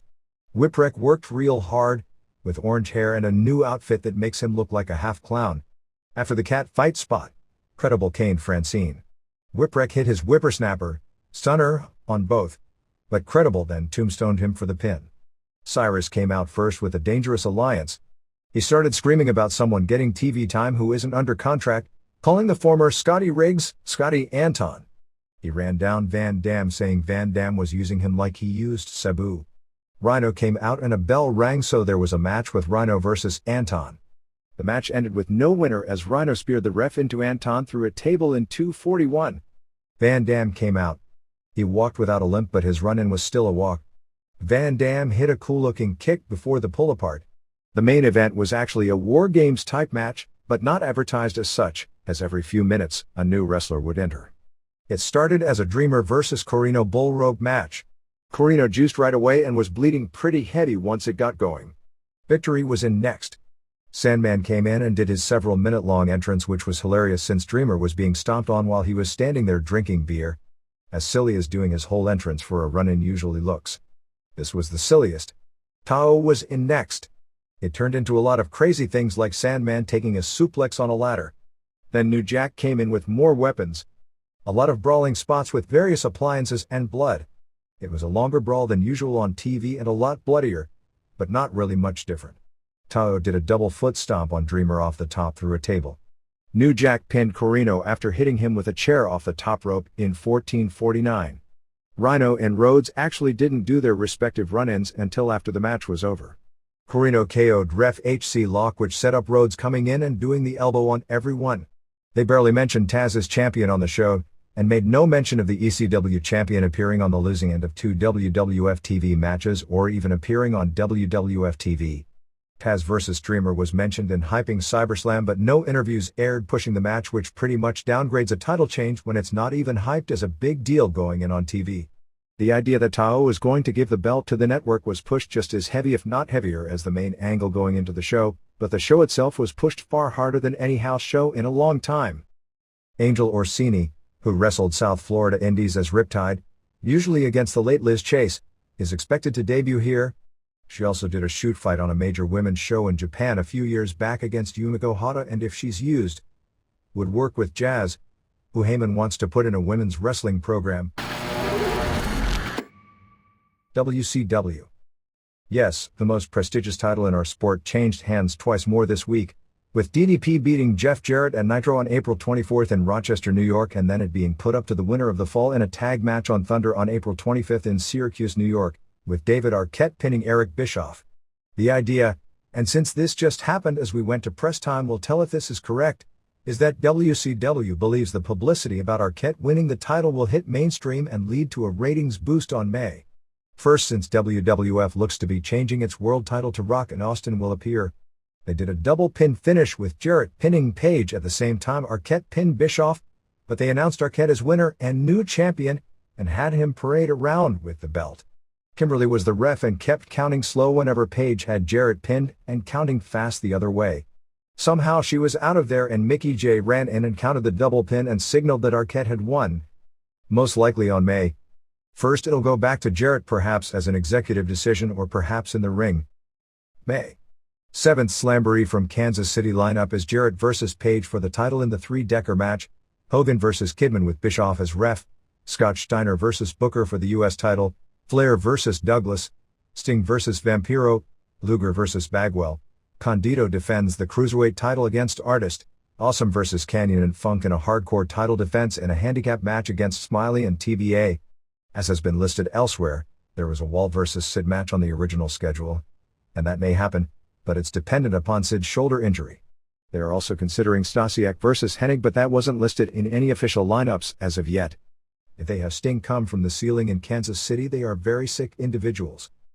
Early indications are that WCW Spring Stampede did an 0.24 buy rate, which would be considered terrible under normal circumstances, but all things considered, including they basically had no show announced until Thunder 3 days before, and they're coming off a year of bad PPVs and 2 even worse buy rates. I wouldn't call the number a negative.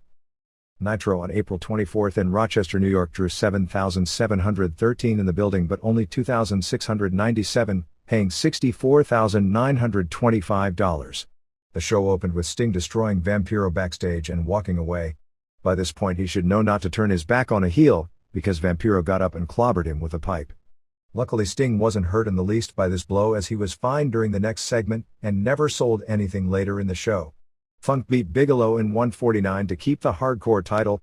Funk had a garbage can on his head and Miller kicked Bigelow, knocking him down. Funk fell down and the garbage can came off his head and he got the pin. At least he didn't have to take too much punishment. Kidman, who was smashed half to death by a Hummer last week, was fine this week except for wrapping around his ribs. Luckily he learned the art of selling an injury from Hogan, as he didn't sell the bad ribs at all during his match later. Smiley wanted a title match with Funk on the pay-per-view. Russo basically told him he sucked and could never beat Funk, but he'd give him a chance in a handicap match and told him to pick a partner. Jarrett and Bischoff and Kimberly came out. They showed the three-decker cage from the Ready to Rumble movie. Bischoff called out Page and Kimberly gave him divorce papers. I immediately thought of all the possibilities of how they could make this angle huge, but no, Page didn't even sell it like he was concerned. That guy is just so cool, he blew off a good angle. Luckily the announcers saw how Paige botched it, so they stopped selling the divorce like it was anything important either. Paige went after Bischoff, but Jarrett hit Paige with a guitar. This brought out Arquette to jump on Bischoff. Jarrett pulled him off, but before Jarrett could pound on him, Kanyon saved Arquette. Bischoff challenged Arquette to a match. The steps were if Arquette won, Paige would get a cage match for the title on this show. Condito and Tammy beat Artist and Paisley in 153 when Condito clotheslined Paisley. Artist moved and Tammy pinned her. Unlike just about every woman WCW has on TV, Tammy actually has a clue, and the crowd popped for everything she did, which included doing a plancha. She looked scared to death once she was up there, but she jumped. It was fine for what it was. Sting came out and gave Condito a scorpion death drop and challenged Vampiro to a first blood match. Adams and Clark beat Flair and Luger in 121 when Adams pinned Flair. Adams and Clark are horrible. I don't care what the circumstances are, there is no explanation on why Flair should be jobbing for Bryan Adams. At least Jid had charisma and drew big money at one point in his life, even if the Flair-Jid feud was a flop. Adams is washed up, bad interview, no history of ever drawing money. Flair is still out there wrestling every show rather than doing interviews and pushed to where he can mean something for ratings. Douglas hit Flair with a bat and Flair got pinned after a double choke slam. Russo, Douglas and Bagwell destroyed Flair and Luger with bats until Adams and Clark made the save, turning on Douglas and Bagwell. Awesome and Kidman beat Stone Cold Hulk Hogan in a handicap match in 1044. Awesome with his new haircut looks like he might as well be Emery Hale. Hogan wears a jacket that says fun. NB stands for New Blood. FU stands for FU. Hogan cleaned their clocks and was working harder than usual. It was a brawl that lasted too long, but the idea was it had to keep going until 9 p.m. The original idea was to put Bischoff versus Arquette at 9 p.m. to keep people from switching, but this audible seemed like the better call. Kidman hit Hogan with a chair and Hogan juiced again. Awesome powerbombed Hogan through a table and then Kidman splashed Hogan through a table and pinned him after a leg drop. Hogan gets smarter by the week.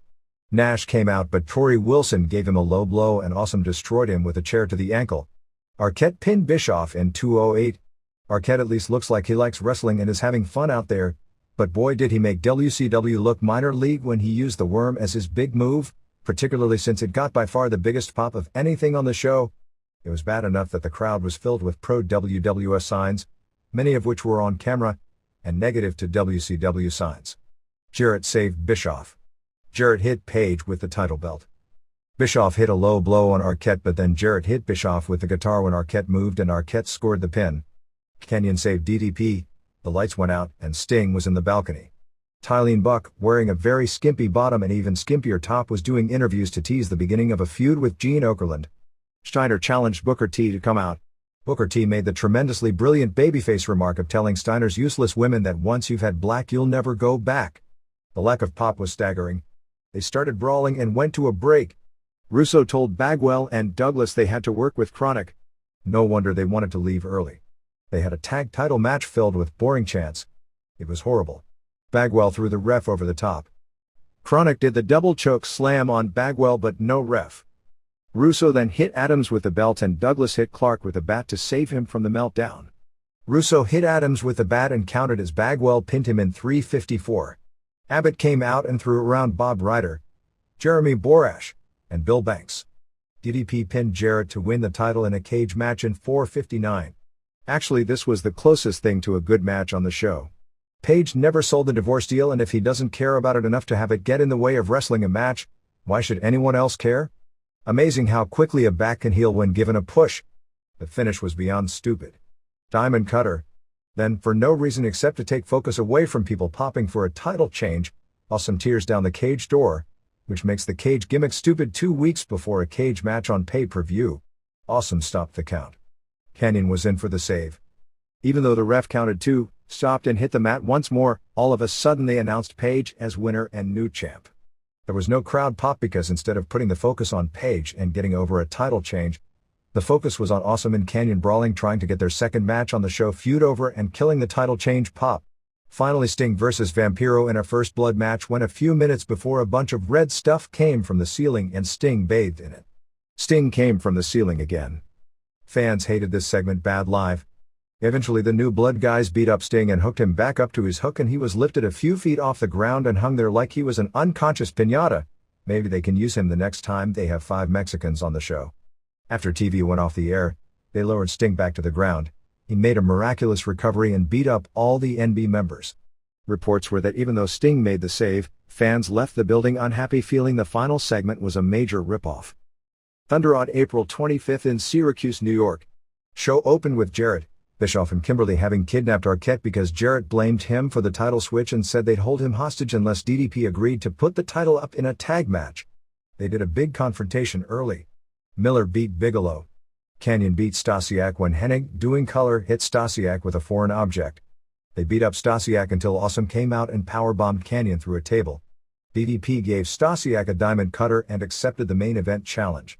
Kidman beat Horace Hogan in what we're told was a great match, Horace's best bout since joining WCW.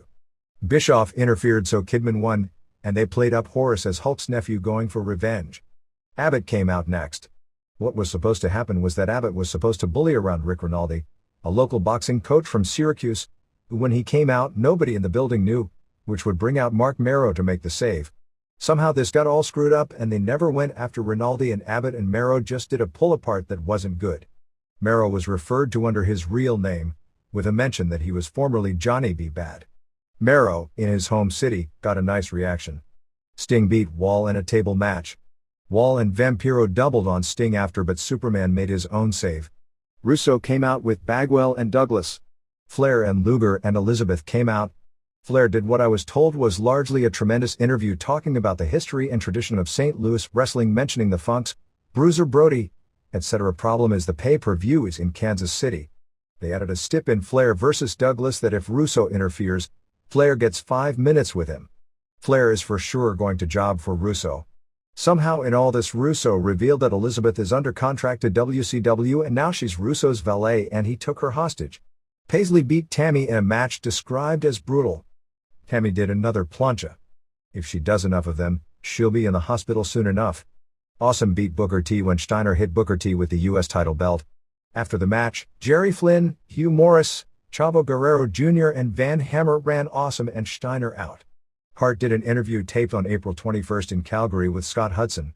The basic gist of the interview is Hart said he hit Hogan with the chair because he's friends with Bischoff and Hogan has been dodging him for a match going back forever and claimed he was the one guy who could have beaten Hogan when he was in his prime. He said he sees the finish of his career as holding Hogan in the sharpshooter and Hogan tapping out. It was suggested for Hart to do a retirement tour, which is a brilliant idea since everyone now will believe any wrestler when they say they're going to retire. DDP and Arquette in the final match beat Jarrett and Bischoff. The crowd reaction live to Arquette winning was said to be a big disappointment.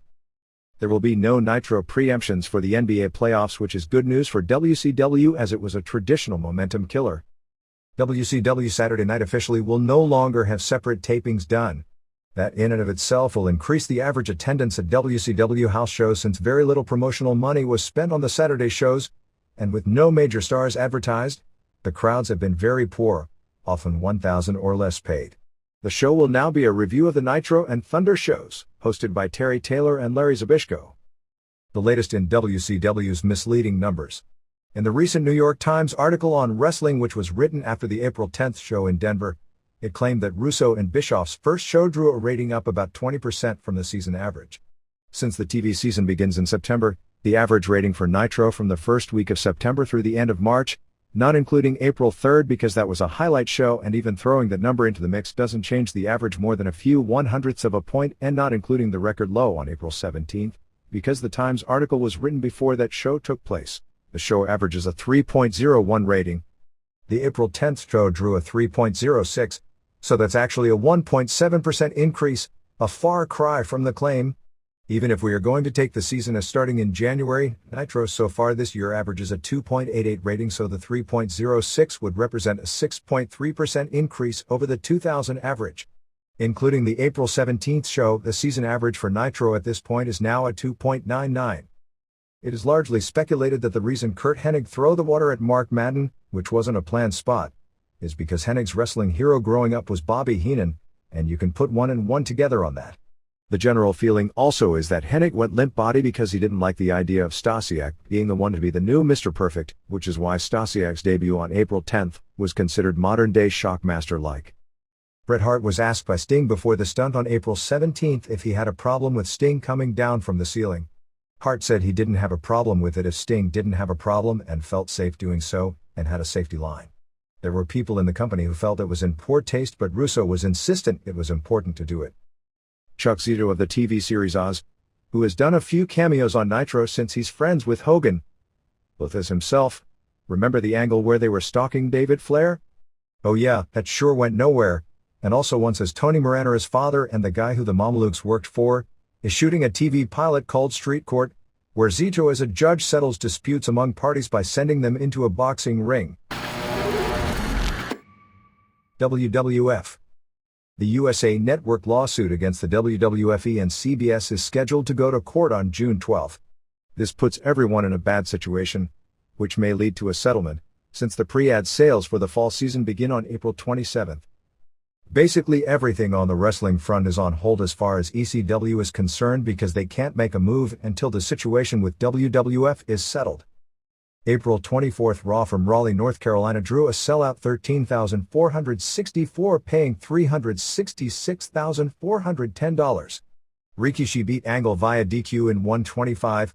For the 90 seconds they were out there they had great heat and Angle looked tremendous, including doing a belly-to-belly suplex on the 400-pounder. Show gave Angle a sidewalk slam after and teased going after Rikishi, but instead gave him his dancing glasses and left the ring, leaving the stage for him to dance. Trish Stratus throughout the show wore various skimpy negligees making sexual references to hard tables to tease Bubba. Triple H, Shane and Stephanie came out to boost the ratings 1.4 points in one segment. Shane apologized to Triple H saying he realized he'd never really pedigree mom. Jericho interrupted and challenged Triple H to a title match. Shane issued a challenge for a tag match. Jericho stole the belt, hit Triple H with it and dropped the belt on him and left. This angle did more to move Jericho up the ladder than everything he's done combined.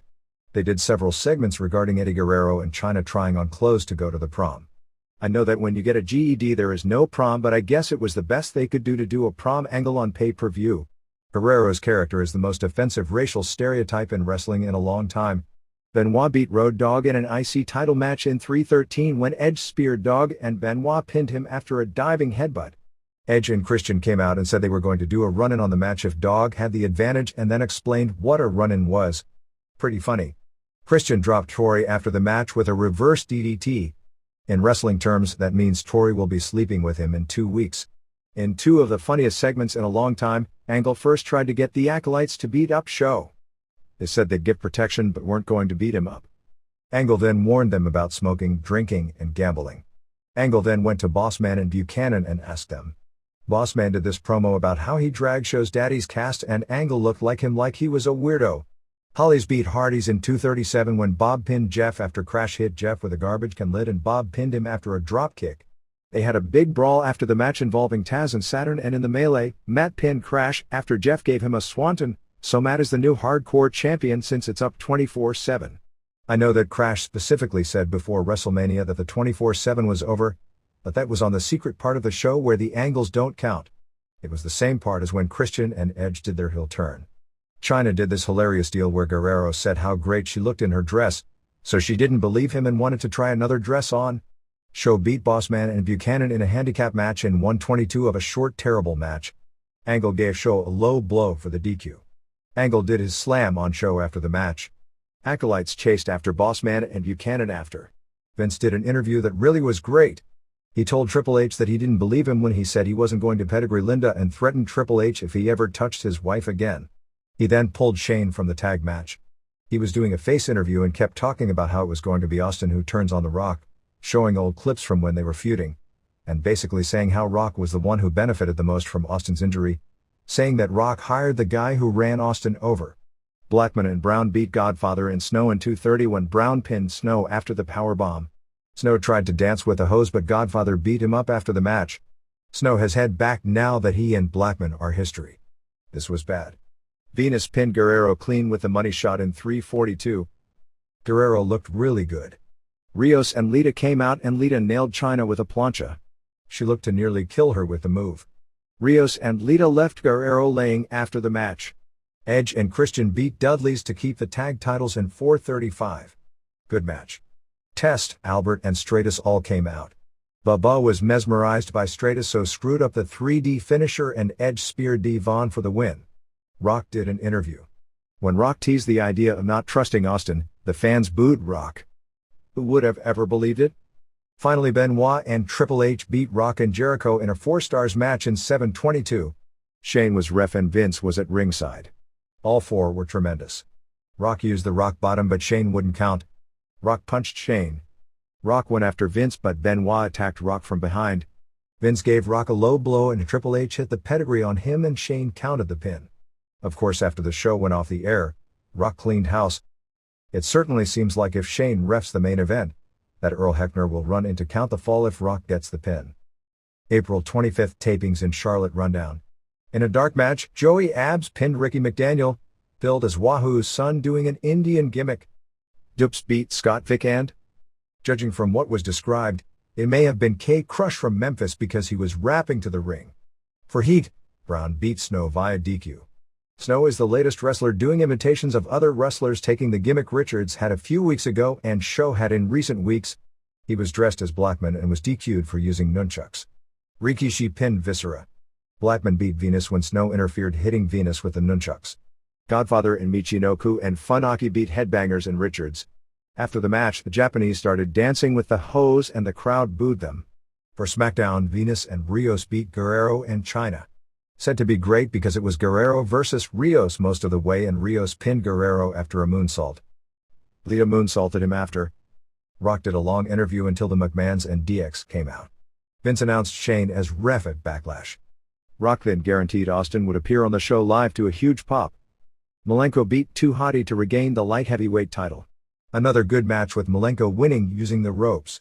This title switch was originally scheduled for Raw the night before but moved back due to time constraints. Test and Albert beat Hollies when Test pinned Crash after the elbow off the top. Dudley's laid out Test and Albert after. Bubba was about to powerbomb Stratus through a table, but she stuck her gigantic silicone bags in his face and he must have orgasmed or something and was so spaced Albert gave him the neck-hanging tree slam through a table. Crowd did not like that. They missed seeing a woman go through a table. Jericho and Taz beat Benoit and Saturn in a great match when Jericho pinned Benoit after a quebrada. Christian beat Dog via DQ. Dog won clean, but kept beating on him after and the decision was reversed. Triple H got a 316 message on his beeper. Show and Rikishi won 2-on-3 over Angle and Bossman and Buchanan in a bad match. They danced together after. The heels tried to attack them but Acolytes made save. Matt wrestled Jeff Hardy for the hardcore title. Jeff did a leg drop over the ladder. Saturn, Taz and Hollies all wind up in the ring and Crash pinned Matt and ran off winning the belt again. Throughout the show, Shane and Triple H kept being teased with false Austin sightings and were beating up people they thought were Austin but wasn't. Godfather beat Blackman via DQ and Snow interfered. At this point the crowd was distracted from the show because some women in the crowd were flashing, so the wrestlers couldn't get any reaction. Lawler got in the ring and was the master in getting the crowd back, saying that he knew Austin wouldn't be there, but if he was, Triple H would beat him up. Finally the show ended with the McMahons and DX in the ring calling out Austin.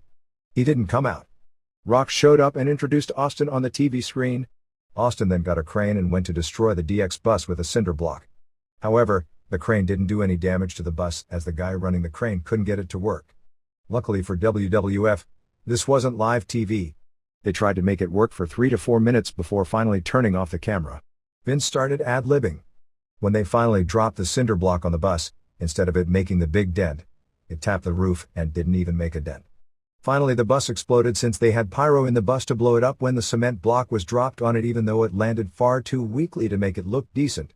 It'll obviously be edited to look a lot better on TV, but it was terrible live and the crowd was laughing hysterically at all of this. Firefighters put out the fire. After the show went off, Austin came to the ring and drank a million beers to a gigantic pop, but he looked really mad. The way the WWF is claiming that the WrestleMania at the Astrodome will beat out the Pontiac Silverdome claim 93,000 number is that they are going to count the number of people who attend the WWF Axis, which they claim drew 28,471 this year, and add it to the Astrodome attendance.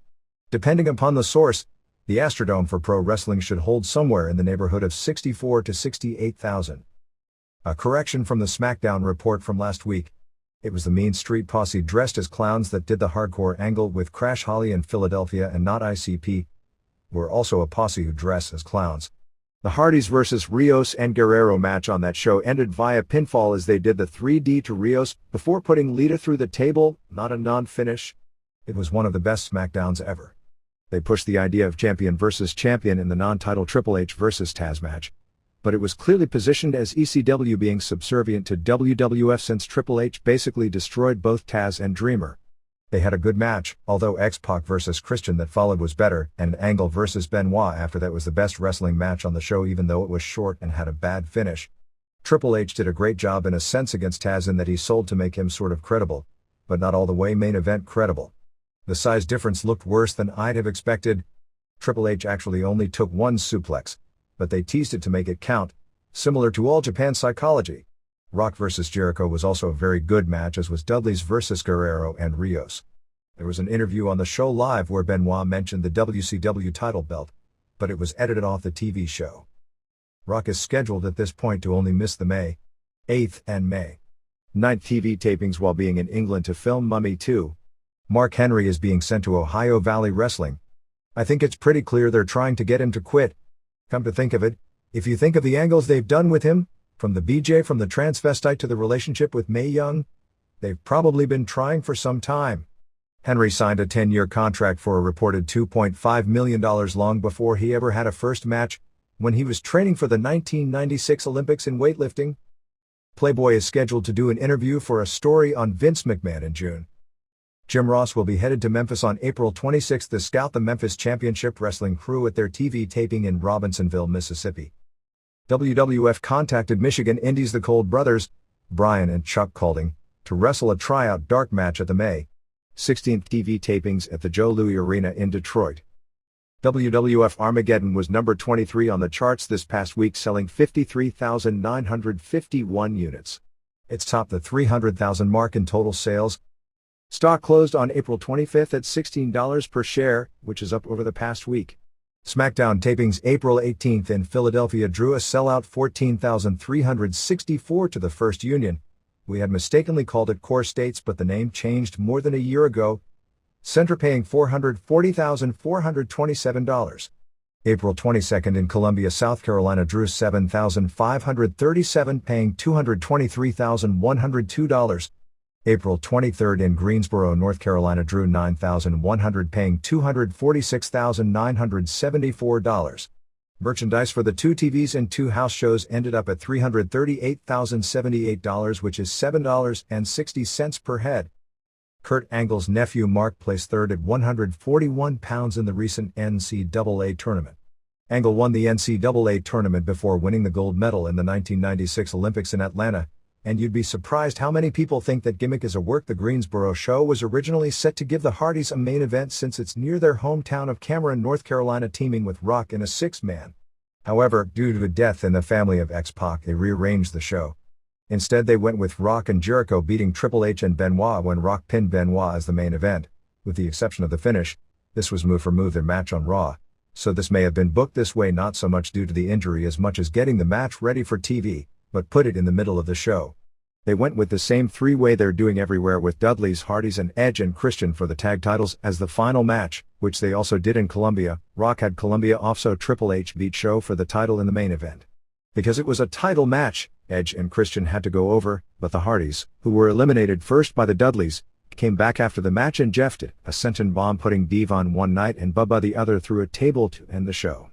Bob and Crash do a comedy routine where they keep trying fire extinguisher spots, but the fire extinguisher seemingly isn't working until Bob points it as his own face and turns it on, and you get the drift. Even though Perry Saturn was not on the advertised lineup, they decided against sending him to ECW for the title change, and instead did a run-in on the Hollies hardcore title match in Columbia and Greensboro.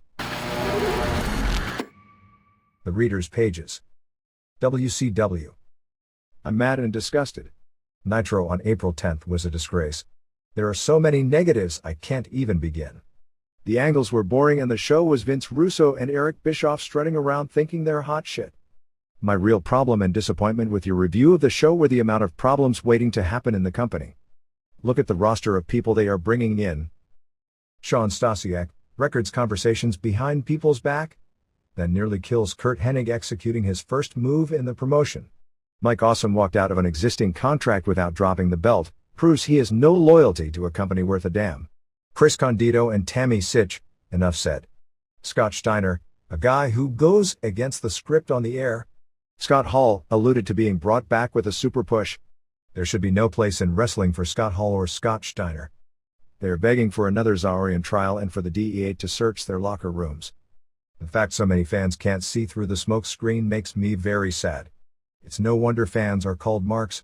Tim Davis. If WCW wants to use Billy Kidman as a main eventer, it really blew it on April 10th. I thought it started great with Kidman calling out Hogan, jumping him and beating on him. Then Hogan pulverized him until Bischoff made the save, hitting Hogan with a chair and laying him out, and Kidman got a cheap 3 count. Kidman should have continued to beat up Hogan, knock him out of the ring, and then Bischoff should have hit him with a chair. This would have given Kidman some credibility with a main eventer, and still accomplished the same thing with Bischoff. Michael Rosenberg. Forest Hills, New York. I've spent 30 years in the wrestling business. Granted, times have changed, but wrestling is still wrestling.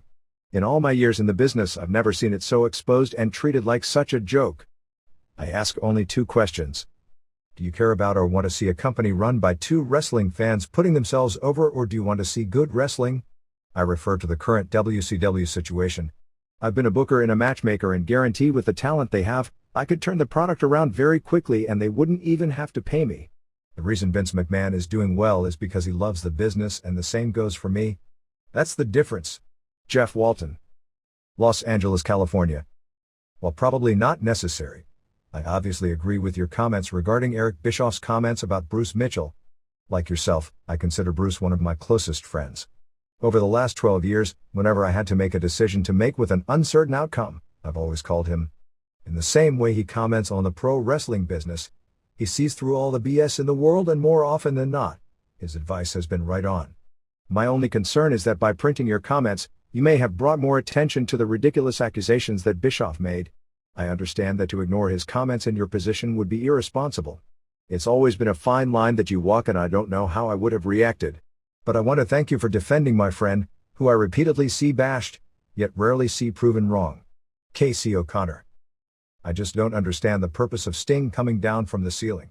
It used to be mysterious and cool, but what purpose does it serve now? I was watching the TV show with a friend who works for the Phoenix Suns, and he told me that the NBA doesn't even allow such stunts because of the death of Owen Hart. What does that say about WCW? Arash Markazi. Tempe, Arizona. I've been a theatrical rigging technician for 15 years and found the Sting drop to not only be in poor taste because of Owen Hart, but also the particular drop on Monday, as Brian Alvarez noted on Tuesday's show, was seemingly poorly executed. Sting came down at what appeared to be an alarming rate, which was emphasized by his silhouette in the dark arena. In my opinion, on a cost analysis basis, it doesn't enhance the show enough to justify the risk. Until someone tells me that Sting has been certified in the use of rappelling and use of harness gear, it is unnecessary to say the least. John Goodlid. There had been criticism and praise for Vince Russo all over the place for the past few weeks.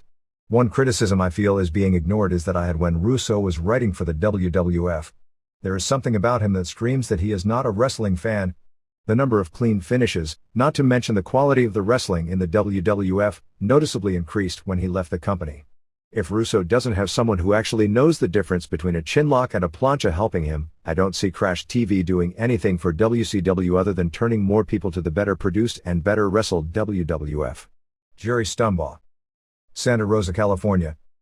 WCW wants to rebuild its company, so they return Hulk Hogan and Kevin Nash to top babyface positions, and then take the first step toward restoring credibility of the world title by putting it on Jeff Jarrett. I saw Beyond the Mat, which just completed a whopping 2-week run in Birmingham. It was fascinating that, just like in Wrestling with Shadows, the women are the real stars of the movie, Terry Funk's wife and Jake Roberts' estranged daughter. The best line of the movie was when Colette Foley told her husband, "You've got to stop doing this to us." A few issues ago, a reader stated that Barry Blaustein painted a negative picture of the business. He responded saying it was simply a reflection of the business itself. I know that pathetic cases like Roberts aren't uncommon, but do you really think they make up the majority? Jim Ward. Birmingham, Alabama. DM Roberts is hardly representative of the majority of wrestlers, but nor are Funk or Foley, who to me didn't come out negatively at all, but as very charming people with some notable flaws just like everyone else, except not like anyone else. But Roberts is a somewhat exaggerated representative of an aspect of wrestling. ECW title. I think the thinking behind putting the title on Taz is to get publicity for the next ECW pay-per-view. ECW will get a little exposure on WWF TV, which can't hurt. I understand your concern about the ECW champion being a second match guy in the WWF, but I think that's a little overstated. I think below Triple H, The Rock, Undertaker, and Steve Austin the hierarchy is far less clear than you seem to assert. Taz's jobs haven't been clear-cut and he continues to get, as you've mentioned, a better pop than he should be getting given the way he's been booked. I don't think Paul Heyman should be concerned about the perception with this making his promotion being seen as second-rate to the WWF. Of course they are, in a sense. While the spin on ECW TV has always been they are equal or better than WWF and certainly better than WCW, they don't really fool anybody with that stubborn spin of theirs. I think their perception is as a smaller, scrappy, revolutionary company. It's that image, not the one they pretend that they are equal to the other companies, that sells ECW. Kelly Lucas. I don't agree with Taz being ECW World Champion. I think it degrades the title. Although ECW got publicity, it also made it look like an average mid-card wrestler with the top company can simply take the ECW title at any time. Mike Bruce. Ottawa, Ontario. When will you get it through your head that 90% of the crowd at the Eric Kulas incident didn't understand how bad the situation was? Wonderland Racetrack has the worst sight lines of any wrestling venue I've ever been to. I was about 10 rows back, and even standing on my chair, had no clue what was unfolding. Fans responded to New Jack's promo because that's his character. Most had no idea what was really unfolding. Were there some sick people doing tasteless chants? Yes. Although I've heard more than one person say Kulas played to the crowd the whole time. I can't say for sure because I couldn't see, like almost everyone there. Yes, there are people who only want to see stunts. Yes, the business is headed in a dangerous direction. But in this specific case, you've been way too quick to paint the majority of people there with the same brush, and it couldn't be farther from the truth. David Doyle. Tacoma, Washington. DM, I can't speak for the majority of fans in the building, but the videotape also showed many in the front row with a perfect view of what was happening and panicking EMTs trying to stop blood flow that clearly wasn't the result of a normal pro wrestling blade job reacting as was described. I wanted to respond to Liam Kelly's letter in the April 17th Observer as well as your response to him. I was also at the Wonderland show and I think you're both right and wrong on different issues. What happened that night was probably the single most bizarre instance of chaotic mass hysteria I will ever see in my life. Not only was I at the show, but I've seen the elusive footage. I can tell you there are vast differences between watching the tape and actually being there, and there are several facets to be considered. Wonderland Greyhound Park in Revere, Massachusetts is not in the best part of Boston. It's also accessible to the subway, which allowed many, and I use this term loosely, wrestling fans from other sketchy parts of the city to get to the show. I went to every Revere show ECW put on and can tell you the fans were people who wanted blood, and more blood. The crowd was especially rowdy and intoxicated the night of the Kulas incident. It was stated in the April 17th letter that fans didn't know the severity of the injury. This is both true and false. I was in the fourth row and Kulas was practically looking right at me when the first cut was made. I remember looking at my friend and saying, "He's really cutting him." New Jack slash happened so quickly that all I could tell was the gash was dangerous, but at the time, nothing that I hadn't seen before. Here's where the tape and being there live differs in what could and couldn't be seen. Kulas fell down, belly up, with his head closest to a wall where there was no crowd. Wonderland was many things, but a good venue to hold a wrestling show isn't one of them. While the fan cam zoomed in on the deluge of blood coming from Kulas' head, from the vantage point of the crowd on only three sides of the ring, coupled with all the debris, security, police, and wrestlers running around the area, it was hard to see how bad Kulas' condition really was. Even as New Jack was on the mic doing his shtick and Kulas was motionless, I was wondering whether it was a shoot or a work. There is where I conceded your point about having the pro wrestling fan callousness is not believing things I see no matter how real they look to be. This is the dynamics of kayfabe intermingled with the dangers of 1990s hardcore style. I can tell you, however, that by the time the ECW nurse and the real-life EMTs, obviously not there to get bumped or participate in an angle, hit the ring, that as much as most of the crowd was still wired on the match, after a few minutes, they calmed down, especially after seeing all the blood-soaked towels. A man to the left of me actually fainted at this point, and there were fans singing the "Hey Hey Hey Hey Goodbye" song and hurling insults at Kulas, but that was the minority of the audience. By the time the music went off and Kulas was moved onto the stretcher and the pool of blood was visible on the mat, the audience was relatively somber and most were wondering what the hell had just happened. Later that night, after a particularly bloody chain match with Sandman and Raven, Sandman invited a young kid who had a beer into the ring for a post-match celebration.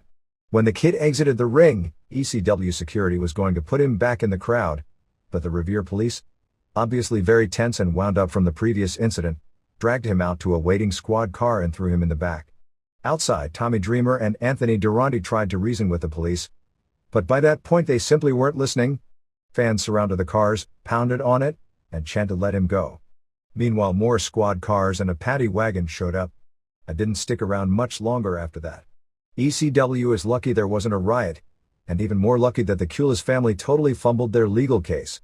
Regardless of your thoughts of Eric Kulas, New Jack, or hardcore wrestling in general, Kulas nearly became an unlikely martyr to a trend in wrestling that will most certainly result in an accident with far graver consequences. Sean Gorman, Boston, Massachusetts. Hashimoto Ogawa. The booking for the Hashimoto vs. Ogawa feud is ridiculous, as you've pointed out. It's like if the WWF signed Bill Goldberg, and then he was put over the Rock clean on 3 straight pay-per-view shows.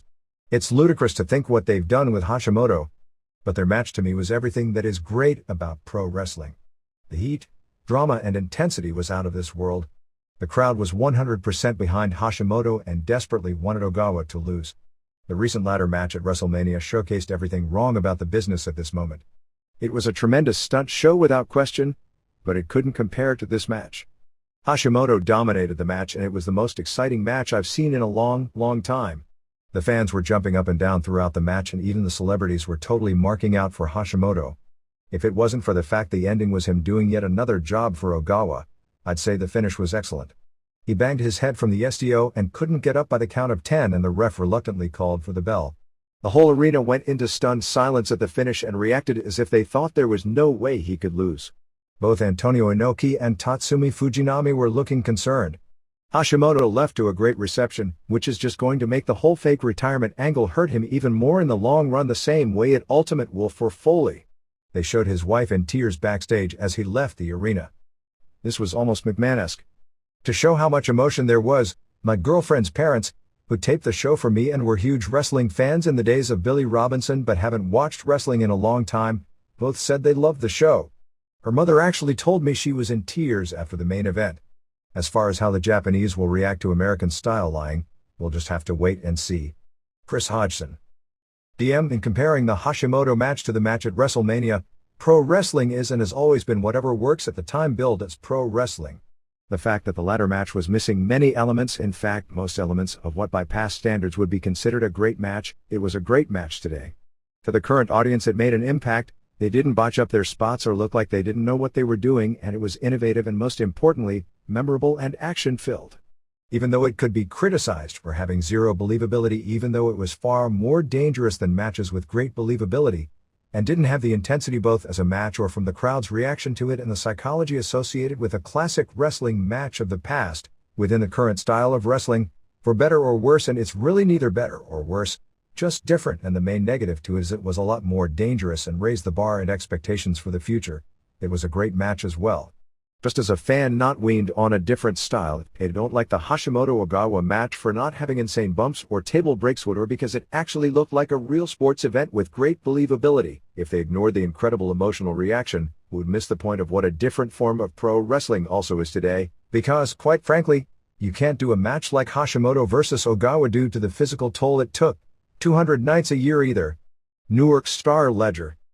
I find it amazing that the Newark Star Ledger would find it newsworthy enough to put an article about a pro wrestler breaking her neck on its front page.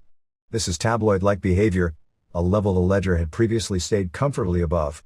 What was the purpose of featuring this injury that took place at a small show, in light of the fact that identical injuries regularly occur to the allegedly better-trained superstar wrestlers at sold-out major arenas?